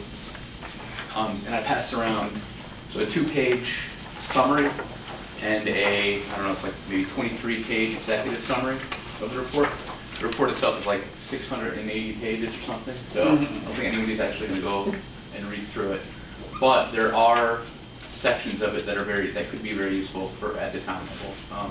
There's a lot of data in there that might be useful. So, I would suggest reading these, certainly. I think they said if you have 10 minutes, read this one. If you have a couple hours, read this one. If you have a couple weeks, you can dig into the other. But, I think, so we sort of touched on it before, I mean, this is supposed to be a balanced plan. It's supposed to look at conservation, health, public health, development as well. So, I don't think this report is meant to actually solve problems, but it's meant to create a framework to actually address some problems, or to to look at ways to possibly address them. There are a few things that could affect local planning. If you look at on the one page here, the top 10 consensus-based policy priorities. There's one to consider Class B water for non-potable uses. There's a couple times in the past couple of years in our region where that could have come into play, in Oxford especially. Number 7, actually, the WPC should provide ongoing review of other Connecticut state plans. So I think that's what we asked Bruce about earlier. Encouraging regional water solutions to look at those interconnections and see if there's ways to move water around a little bit more, to sort of benefit everybody. And then expanding protections of other watershed lands that aren't currently protected. Some of our more rural towns that could certainly impact. So, I would encourage you to take a look at these at least. I would encourage you to submit comments. So if you go to the State Water Plan website, I think you just type in Connecticut State Water Plan and it'll be the first hit on Google. I would suggest that your municipality submit comments, and also if you can CC me on those, or if you can let me know what your concerns are, because we're going to be submitting regional comments as well. So I'd like to know what the local issues really are. think that's pretty much it. So the deadline for comments is November 20th. Somebody from the Water Planning Council is going to present the state water plan at the September 8th CoG meeting here. You're certainly all more than welcome to come. And, you know, we could consider possibly inviting them back to our next RBC meeting if you'd like a full presentation from them about it. I think that's probably the better way. Great, yeah. So, yeah, November 20th is the deadline. Is that CT state or is it Connecticut state? Either way, on Google to find it. Okay. Yeah, and then a quick update on the water utility coordinating committees.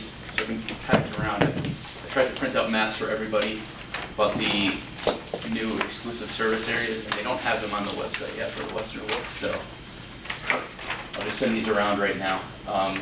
So the water supply assessments that were finished in December, and that report really looks at the current conditions, issues, and needs of current water supply. And then the ESA boundaries were drawn and were approved at the last WOOC meeting, so that was I think it was actually at the June meeting. So these are official now on this map. And right now the WOOCs are all working on integrated reports, which are supposed to look at future conditions, so population, future supply, potential supply issues, and then those reports will be combined into one statewide integrated report. So Do your deadlines coincide? they're pretty close actually, and I know a lot of the data that was collected for the WOOCs was incorporated in the state water plan, and I think it's sort of going back and forth. Bruce could probably explain a little bit more, but yeah, I mean, ideally you'd have one before the other, but I think they're sort of happening at the same time. Yeah, these things sometimes happen this way. There are people who feel that the water plan should be done before the WOOC plan so that it can influence the WOOC plan, and an equal number of people, typically of different interests, feel it should be the other way around. And they're going to be kind of simultaneous.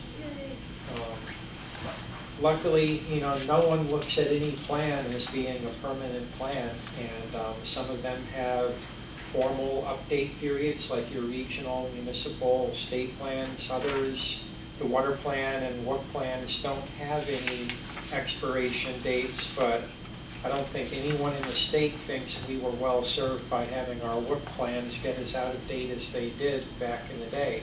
Not all of this area was ever even part of a WOOC, but we really need to be a little more regular about revisiting them. And so maybe this first time it'll be a little confusing because they're all happening at once, but we can work out the kinks as we move forward in future plans. What's the date of this map? That was approved by June 14th. You probably know the same thing I noticed. Yeah. Heritage Village and Connecticut Water, it's owned by Connecticut Water now. Yeah, so when they did, that will be addressed in the future, but So this is going to be updated. it was out of date when it was made, but it was because so Heritage Water had to submit for an ESA, and Connecticut Water had to submit for an ESA, and they were created, and now they'll be merged. So it'll affect at least 4 towns here at this table. Got Connecticut Water Company connection. At least 5. Yeah. Naugatuck, Naugatuck, Middlebury, Southbury. Middlebury, Southbury, Oxford. Yep. Good going on too, so. So at our next meeting, or how can we get a corrected map? Well, that's the official map. Oh. I think it's understanding that there are 2 different systems. There's still a Heritage Water system right now. They're still going to be treated as 2 systems even when they're joined under Connecticut Water, because they have that interconnection that can be used right now for emergency situations. Even when they're combined, there's going to be a process if they want to use that for. Yeah, but they are Connecticut Water now. They own them. But it is still considered two separate systems. Is it? Yeah. Okay. That's how I understand it. Well, it is two different systems, but it's one company. That's Right. why But that goes not to the company, but just because they're owned by the same company doesn't mean they can Okay. open that. Right, no, information look up. at the system and not the name of the company. Okay. All right. I understand. It makes sense. It's clear as mud, but it's government, so I understand it. Any questions for Aaron? Not to have the official. Update on Sustainable Connecticut, is that you? Yes, that's Thank you. Joanne Orlowski. So this was something that was started in February timeframe. The state, the conference, CCM, Conference of Connecticut Conference of Municipalities, thank you. They were actually the group that started off this process. And this is totally voluntary on the part of the towns if they want to pursue this certificate or not. And what was happening since this past February through June, there were these work groups that convened with trying to figure out what actions would make sense for the town applying for a certificate of being a sustainable CT town. So this whole process, I believe there were 6 working groups altogether. There were representatives from NBCOG going to each of these group meetings to find out what was going on, and also to contribute. And what came out of these groups are the recommended actions for certification. Now these draft recommendations are going to be going to the advisory committee, and they're going to actually work out and prioritize and say, yeah, we're going to go in this direction, or we're going to test this out, see if this actually works out, and make some adjustments as we feel is needed. But I want to give you now, at this point, what the certification process is, the snapshot of it. So in the first year of this certification process, there's going to be 2 levels of certification. The towns will be needing to complete a certain amount of priority actions in order to get that certification. There's going to be a requirement that the towns form a sustainability team, and also the towns will need to seek certification that in order to seek this kind of certification, the municipality must pass a resolution by the legislative body saying we're seeking this type of certification. So that's where they're at right now. This may change in the next month or 2, but that's what came out of these work group meetings. So now the current advisory committee is needing to design the program and determine governance. At the end of August, there's going to be a testing pilot program with a few towns based on this criteria that was developed. In early September of 2017, there's going to be a pre-launch briefing for municipal leaders and legislators about the certificate program. And by November 2017, they'd like to launch this program at the Connecticut Conference of Municipalities Convention. I believe it's an annual convention that they have at that time. And as far as the NBCOG is concerned, our planning director, Mark Nielsen, asked us to incorporate some of these sustainable CT actions into our regional plan of conservation development, or touch on some of the recommendations as strategies for the region as well. But that's all open to discussion and talk, so it's all open. It's not a done deal. Just wanted to say that. And that's all I have right now on that.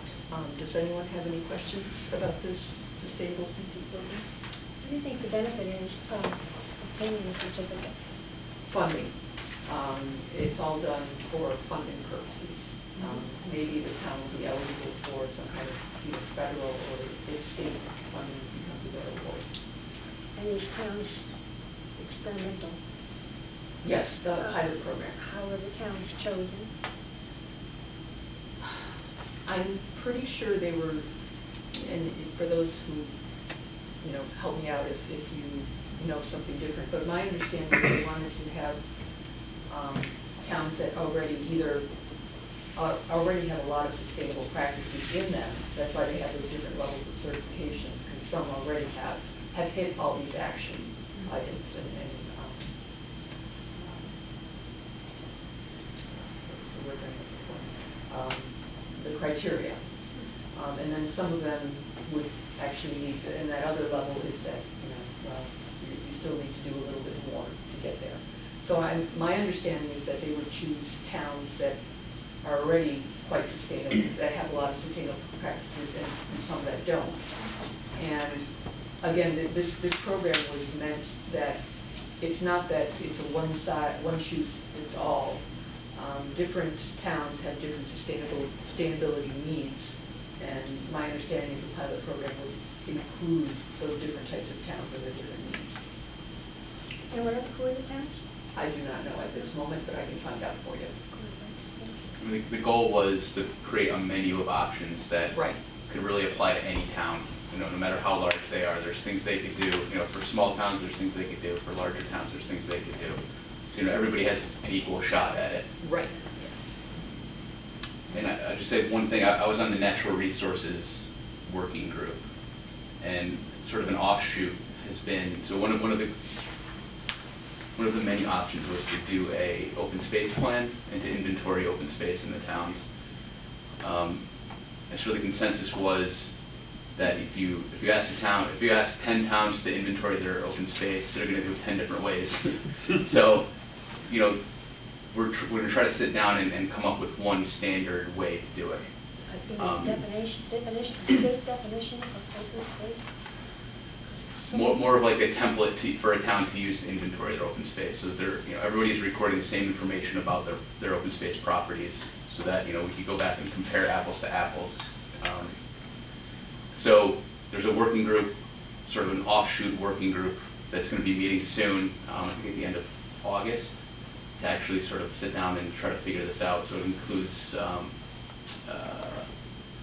this gentleman at Deep, Graham Stevens from Deep, a couple town planners. We tried to get someone from every level of organization in the state to try to wrap our heads around that issue.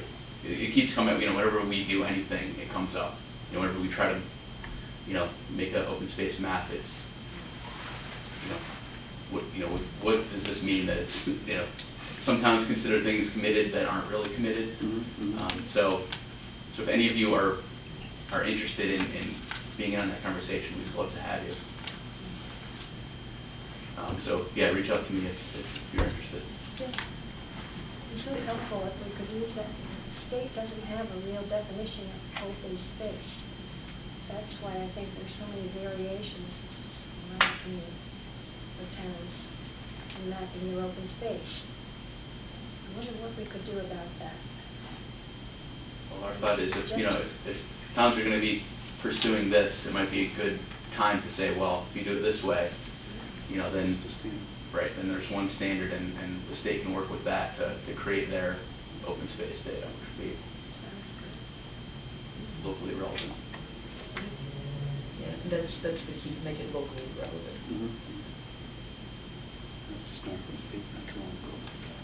Okay. We're up to the regional plan. I'm being paid by the word tonight. Okay. We'll support that. Okay. So starts along the way, but right now we've actually committed to an outline. So that's a good step forward. So as far as the regional plan of conservation and development, it's required every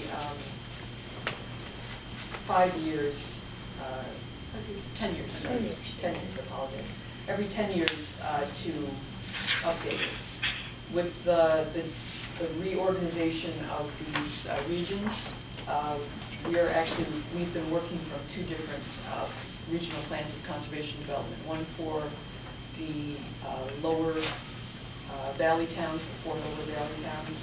We actually have also referenced Central Connecticut RPA plan every now and then for Bristol and Plymouth, and also the old CoG CMD. So what we've been doing is trying to incorporate the best of all of these plans into a new plan for the 19-town region.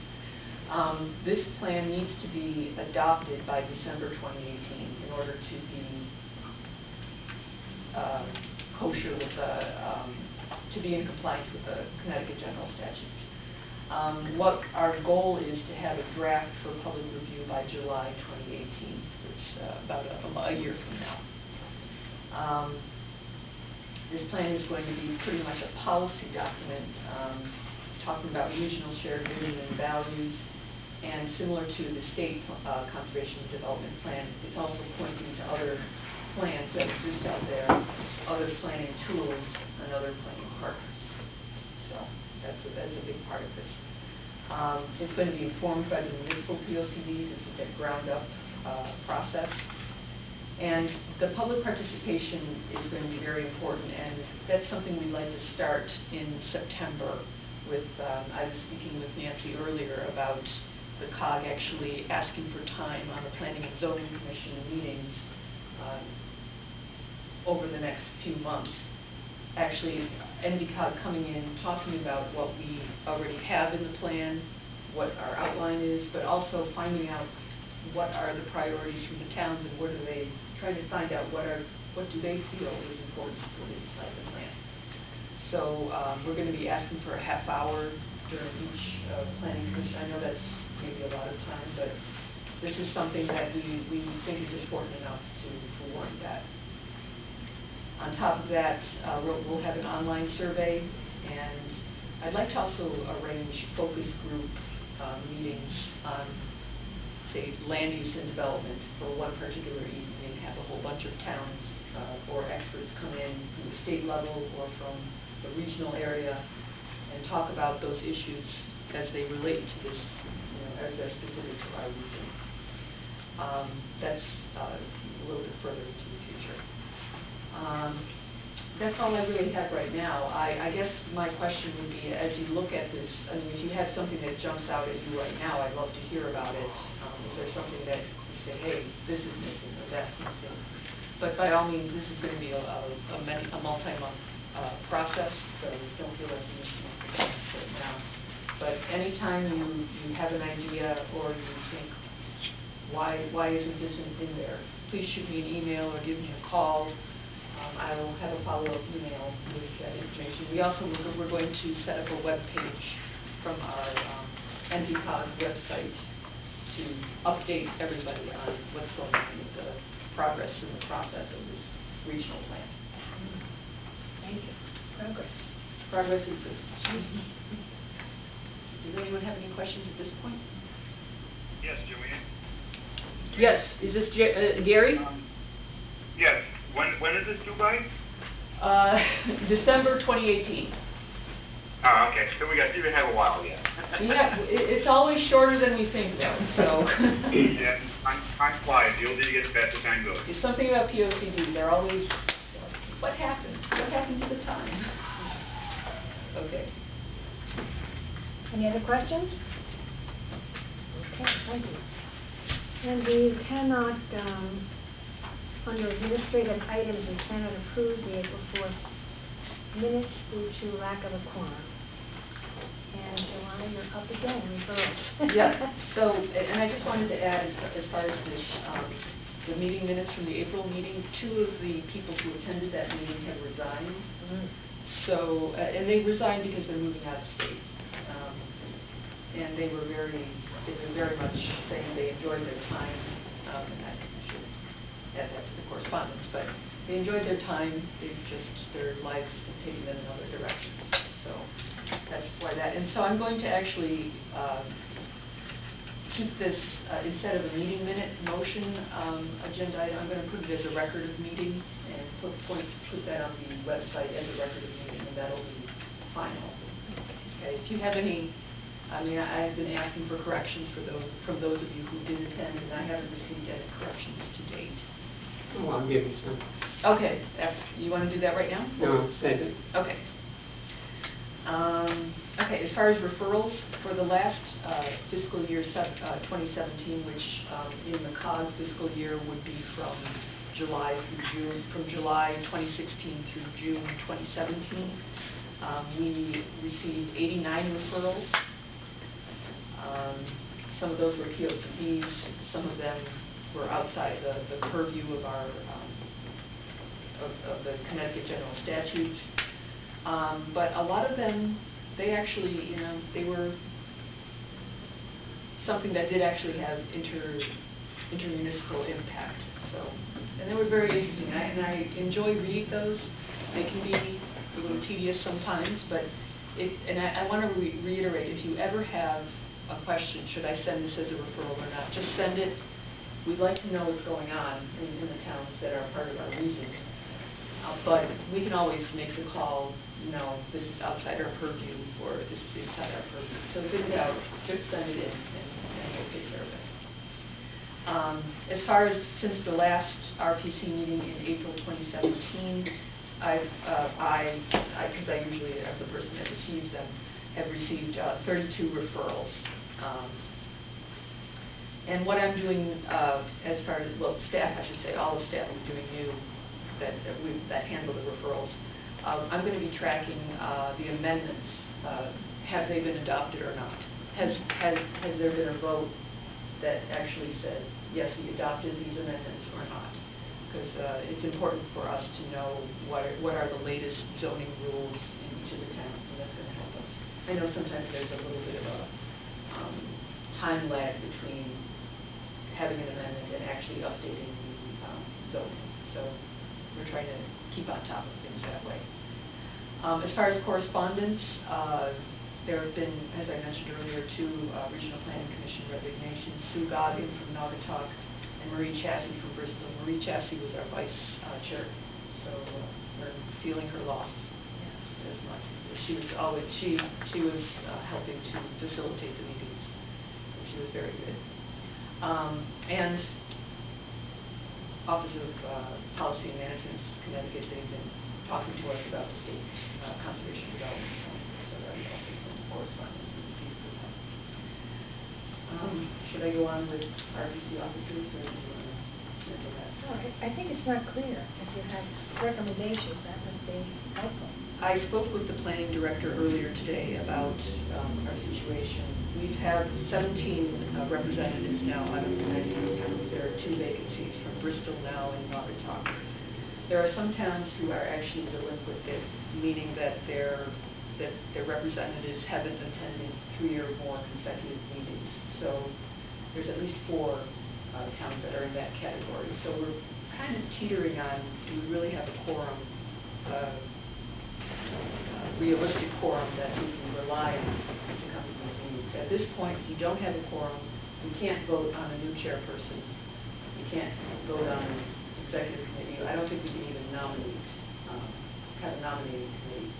So we're kind of in this limbo right now. One of the recommendations from the CoG staff is we can start looking at the operating guidelines and redefine what you mean by a quorum. We can't do any changes today, but I wanted to introduce that topic, and perhaps staff can work on something that we'll have prepared for the next meeting. And hopefully, in the meantime, the CoG can actually talk to more of the CEOs. Maybe during our beginning of our visits to the Planning and Zoning Commission meetings, that will generate some more interest. And someone from these commissions or from planning staff will say, yeah, I want to be part of this. I want to have more input. Hopefully that maybe will garner more interest. Do we have, sorry. No, do we have towns that haven't appointed people? I thought we had a couple of towns that hadn't even appointed Everyone anyone. had appointed. Okay. But now there's 2 vacancies because of the people who resigned. They didn't have alternates, so that situation. And I'm in contact. I contacted, well, Bristol was one, Bob Flanagan. I contacted him to ask him to, put feelers out. The process is that the Planning and Zoning Commission needs to nominate a person, and the CEO needs to be in agreement and actually make the send a letter saying this is the person that's representing our town for the RPC. Isn't it possible to have an alternate? I know that's, I mean, if you can't get primary, just to suggest an alternate, but it would seem that at least you have a backup. Some of the towns only appointed one person, and that was the case with Bristol and Naugatuck.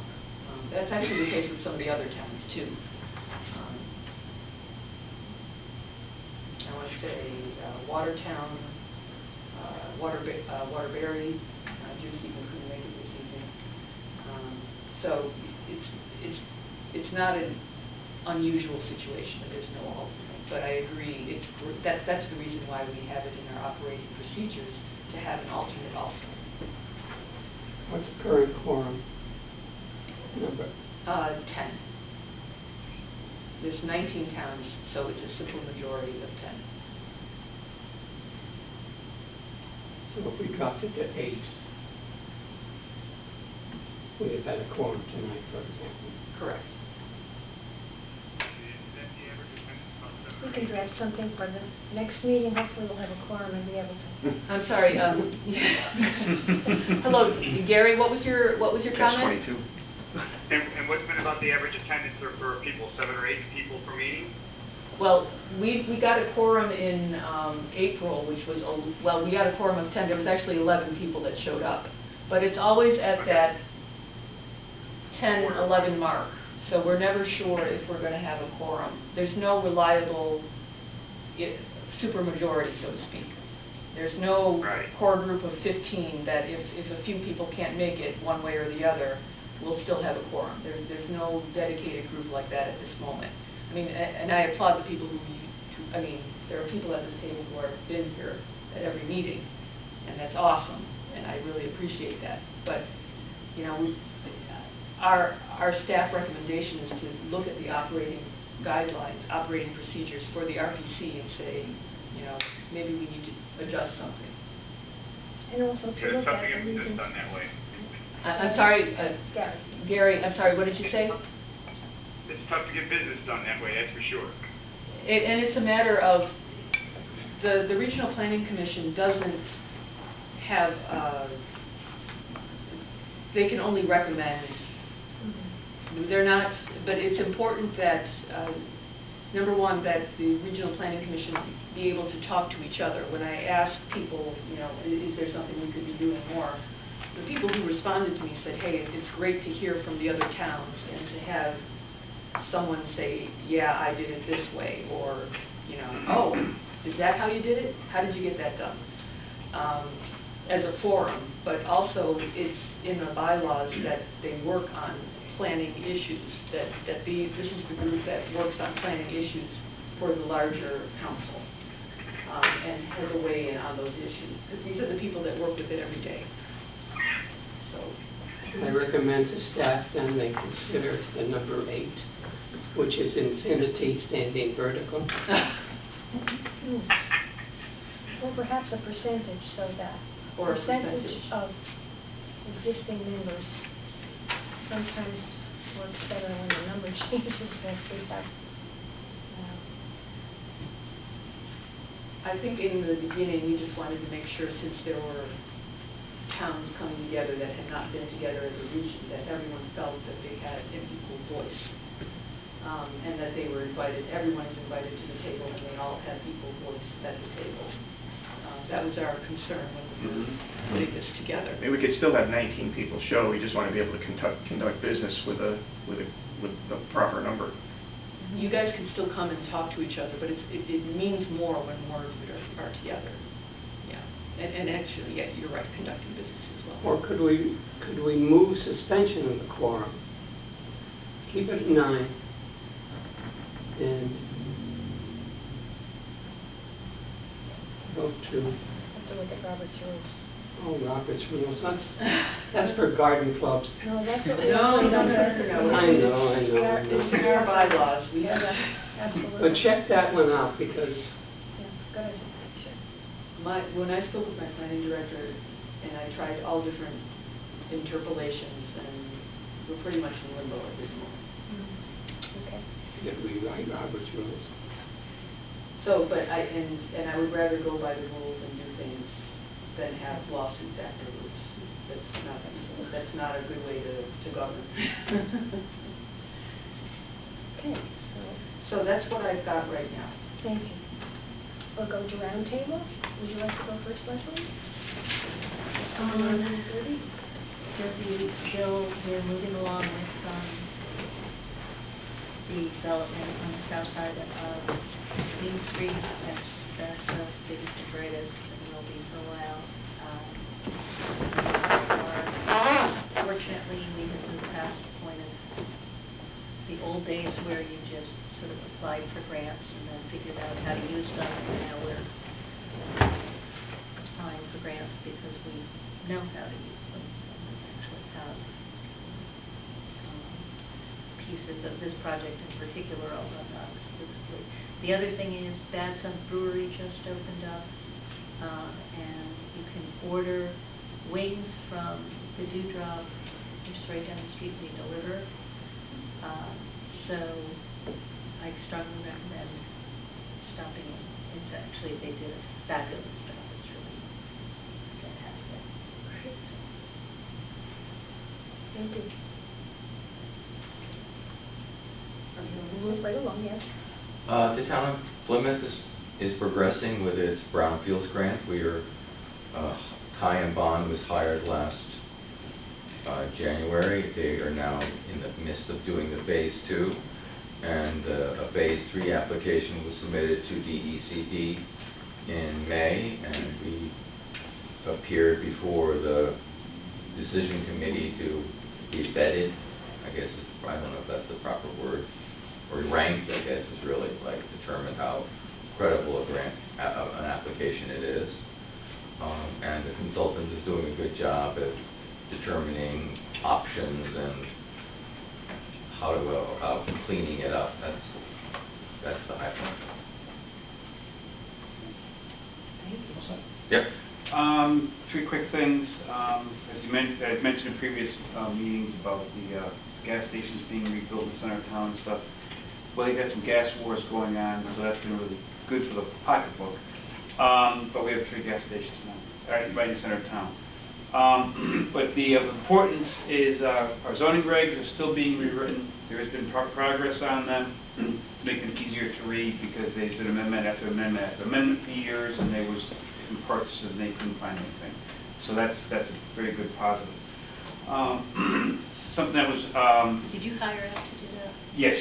Mr. Miller? The name eluded me now. The guy gentleman out of Woodbury. Miller.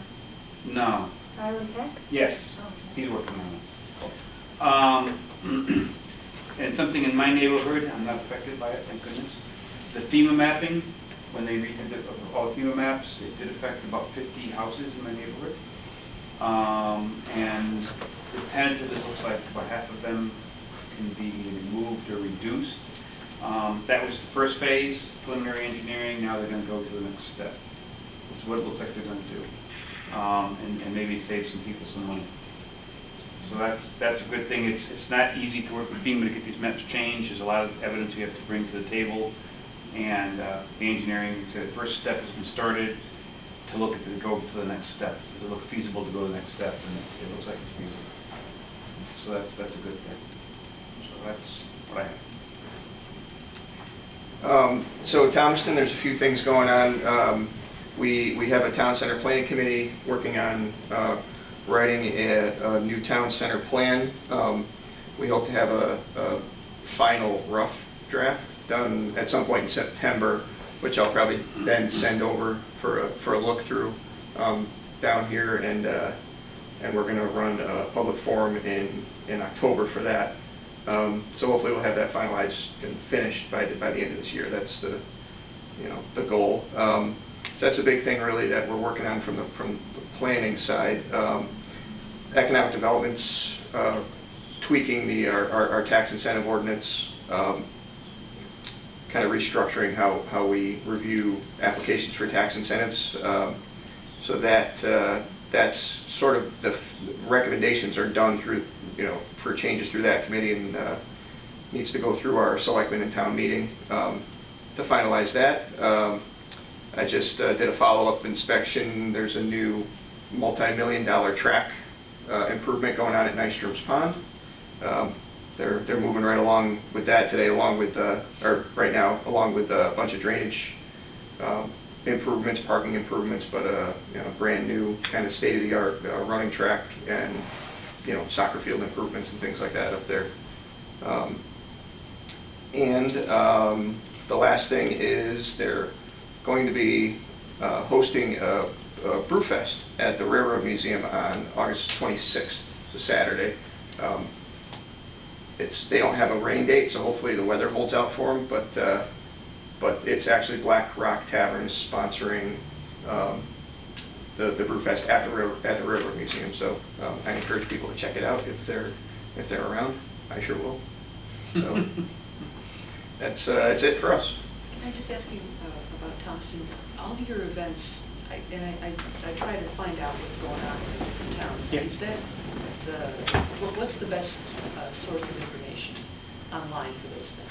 So we just brought up our new website in the last three months, I think. We have a new website up. We're trying to find a creative way to link private things, because this is a private. It's not a town-sponsored event. Okay. Trying to find a way to do that in a way that doesn't sort of favor one business over another. I don't know if BlackRock is advertising it, but I reference the Town Times, but I think it's usually just about once a week that they. Yeah, that only comes out. That doesn't come once out a week, I think. Yeah, if even that, it might only be a couple times a month. Okay. That it comes out. Yeah. But yeah, we're trying to. So there'll be like a community. I think a community events page where you kind of get the warning that you're going to an an off-town website. But I think that's still being worked through. Many towns use the patch. And it can. They're not all in every single town. Yeah, I don't think we have. But they're trying. I mean, there were some concerns that we didn't want to favor one over another, but I think they're going to try to set it up in a way where there's a community calendar that people can update or ask us to update, but it takes you to out of town websites for it. So we wouldn't host it on one of our pages, say, but maybe it would link you to Rotary or something where you could find all that information where it's not municipal. But yeah, I think they're still working on that. Okay. We have we wanted to get our website live and get the basics done, and we're still tinkering with even our departmental websites, our departmental pages at this point. So.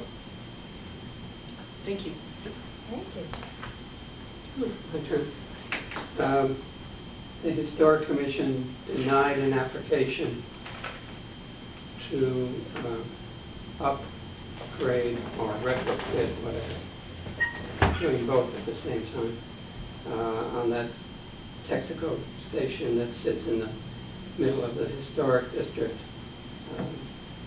That application will probably be coming back, but the Historic Commission found some fault in terms of the design that the company wanted to implement.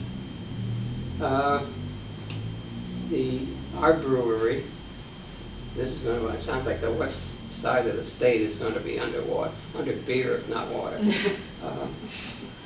is in process, and we will be doing the same thing your group is doing. It's big enough for a brewery.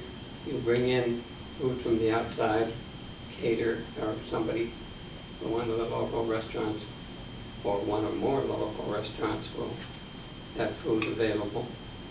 The Naugatuck High School modification and construction has been approved by both inland wetlands and zoning. Right now, the school board is trying to avoid paying fees for the construction to the tune of some $300,000 and some thousand. Let's see. Zoning next week will take up the application for a sober house where the inn now stands.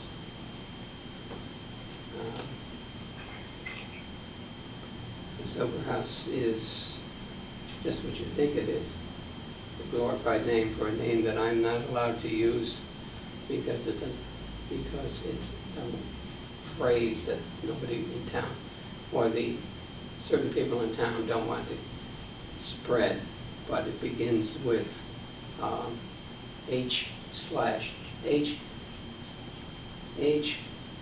dash W house. Do not print that anywhere. It's a silver house. And right now, there's a negative feeling running around town, as you might admit. You might want to have commission check state statutes. It's already. I had the same thing in Hamden, and it had to be treated exactly. Exactly. Single-family house. Exactly. You're going to get sued. Yeah. That's So what we single-family houses don't go to the commission. You're going to get sued. Yeah. The POCD is in the province of the Planning Commission. I can't tell you how far they are through it. The Business and Economic Development Committee has gotten around finally to publishing what we're calling the Passport to Woodbury. It's built on the model of Kent's booklet. It's being made available in the town offices, clerk's office, land use office. The idea is to circulate it throughout the state with the idea of picking up tourism and having it available for new people moving to town. In about a month, there's going to be an online version of it. That is it. Okay, thank you. I'll go for Southbury. The theater is scheduled to be open now on late fall, next to the post office near exit 14, 8-screen theater. We had a multifamily application which was denied basically because of noncompliance with the POCD. What else did we have?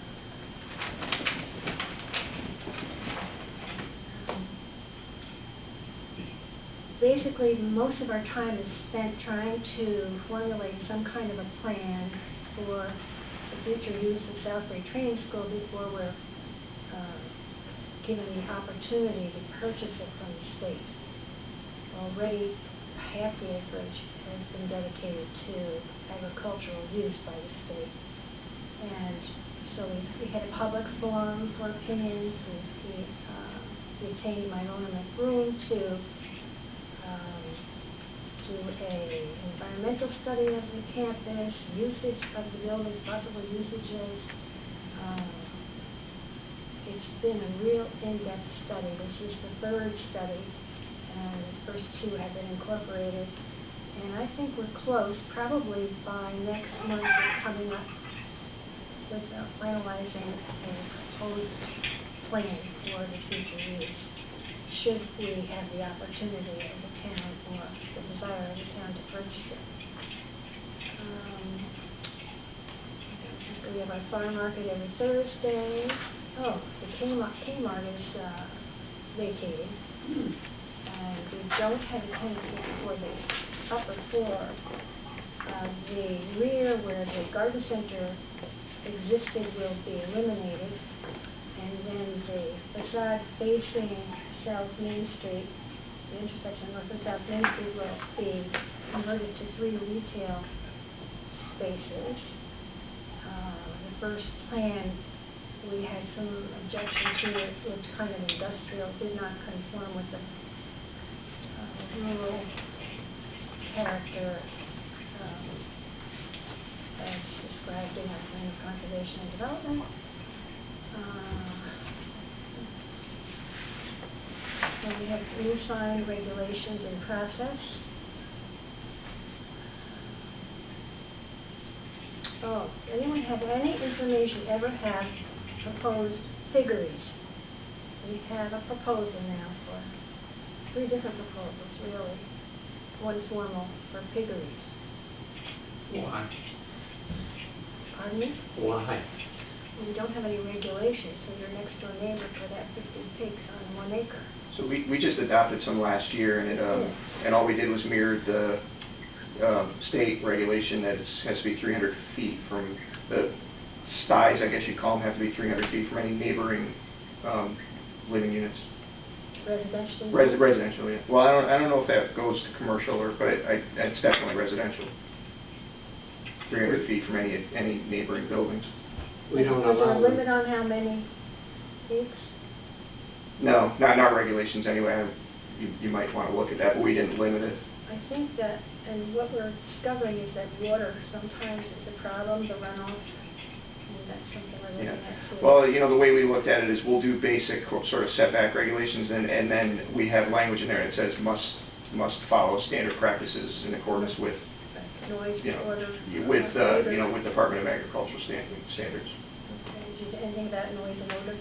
No. I mean, we have performance standards, just general performance standards. Yeah. So I think that would cover it, at least in our regulations. Okay. We have a new church proposed, Calvary Church. It's in front of ZBA right now. We have 2 public hearings coming up. Just 3 lot subdivisions, each one. That's it for Saturday. By the way, if anyone knows, we were looking for a secretary for ZBA. Has not been filled. Okay, we got people on the phone. Yes, Gary? Yes. Yes. Can you let us know what's going on in your town? Can everybody hear me? Yes, Yes. we can all hear you. Yeah, the little sleepy town of Bethlehem, pretty quiet. We usually just get a normal little lot line revision, maybe 1 or 2 lot split, but, we're pretty quiet up here compared to you guys, so we enjoy our nice slow life up here. That's about it. Gary, when's your Garlic Festival? That's October. Oh, that's October. First- I thought it was sooner. Okay. Yeah, it's usually Columbus Day weekend. Okay. And then you'll get the Bethlehem Fairground as a weekend after Labor Day. And then this year, I believe the Southbury Car Show is moving to the Bethlehem Fairgrounds. Oh. Because the state is not going to let them use the old Southbury Training School grounds. So they're moving to Bethlehem.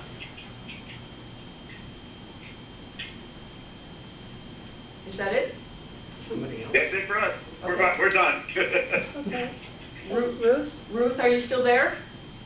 I am, and we are anything but quiet here in Shelton.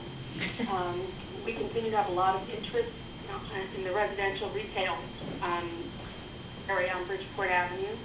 The former Tetley Tea building on Bridgeport Avenue in Commerce has been demolished, and the site's now being prepared for new retail and commercial development, so we're looking forward to that. That was quite an ugly site for quite some time, and the building was really useless, so the only option really was to tear it down. Mr. Bostinto is actually developing that property. Downtown is coming along very well. Bridge Street Commons has just notified us today that they actually have 2 floors of their apartments available. They have a mixed-use building in the center of town, restaurant and various commercial going in on the floor with 4 floors of apartments. 2 of those floors are ready for occupancy, renting from between $1,400 to $1,900 a month. So we look forward to the addition of people down there. We're also in the process of a public hearing right now to do some text amendments to a regulation that's known as a PRD right now, which really doesn't work very well. So we're looking to amend the text so that we can promote more open space that we don't usually get from traditional subdivisions. So, Excuse me, Ruth, you mean PRD, purchase rights development? no, planned residential district. Okay. Thank you. Planned residential development. So, looking now to do a design residential development. That really, there's a list of criteria that they have to meet. They say about existing open space, that's a bonus. looking for more cluster housing to be able to get to, with subdivisions, you get a 10% set aside for open space. With this, we're hoping to get much more out of it.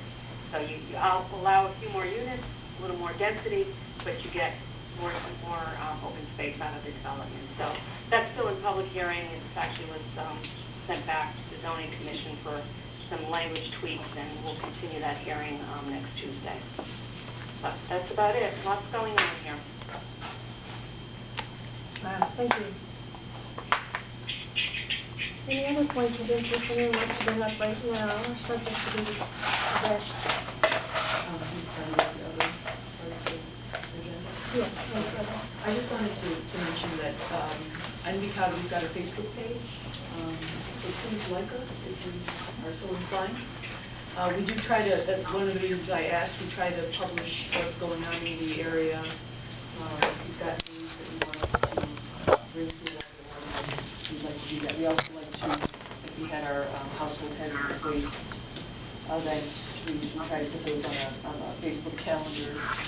But if you've got something that you'd like us to post on our Facebook page pertaining to your town, let us know.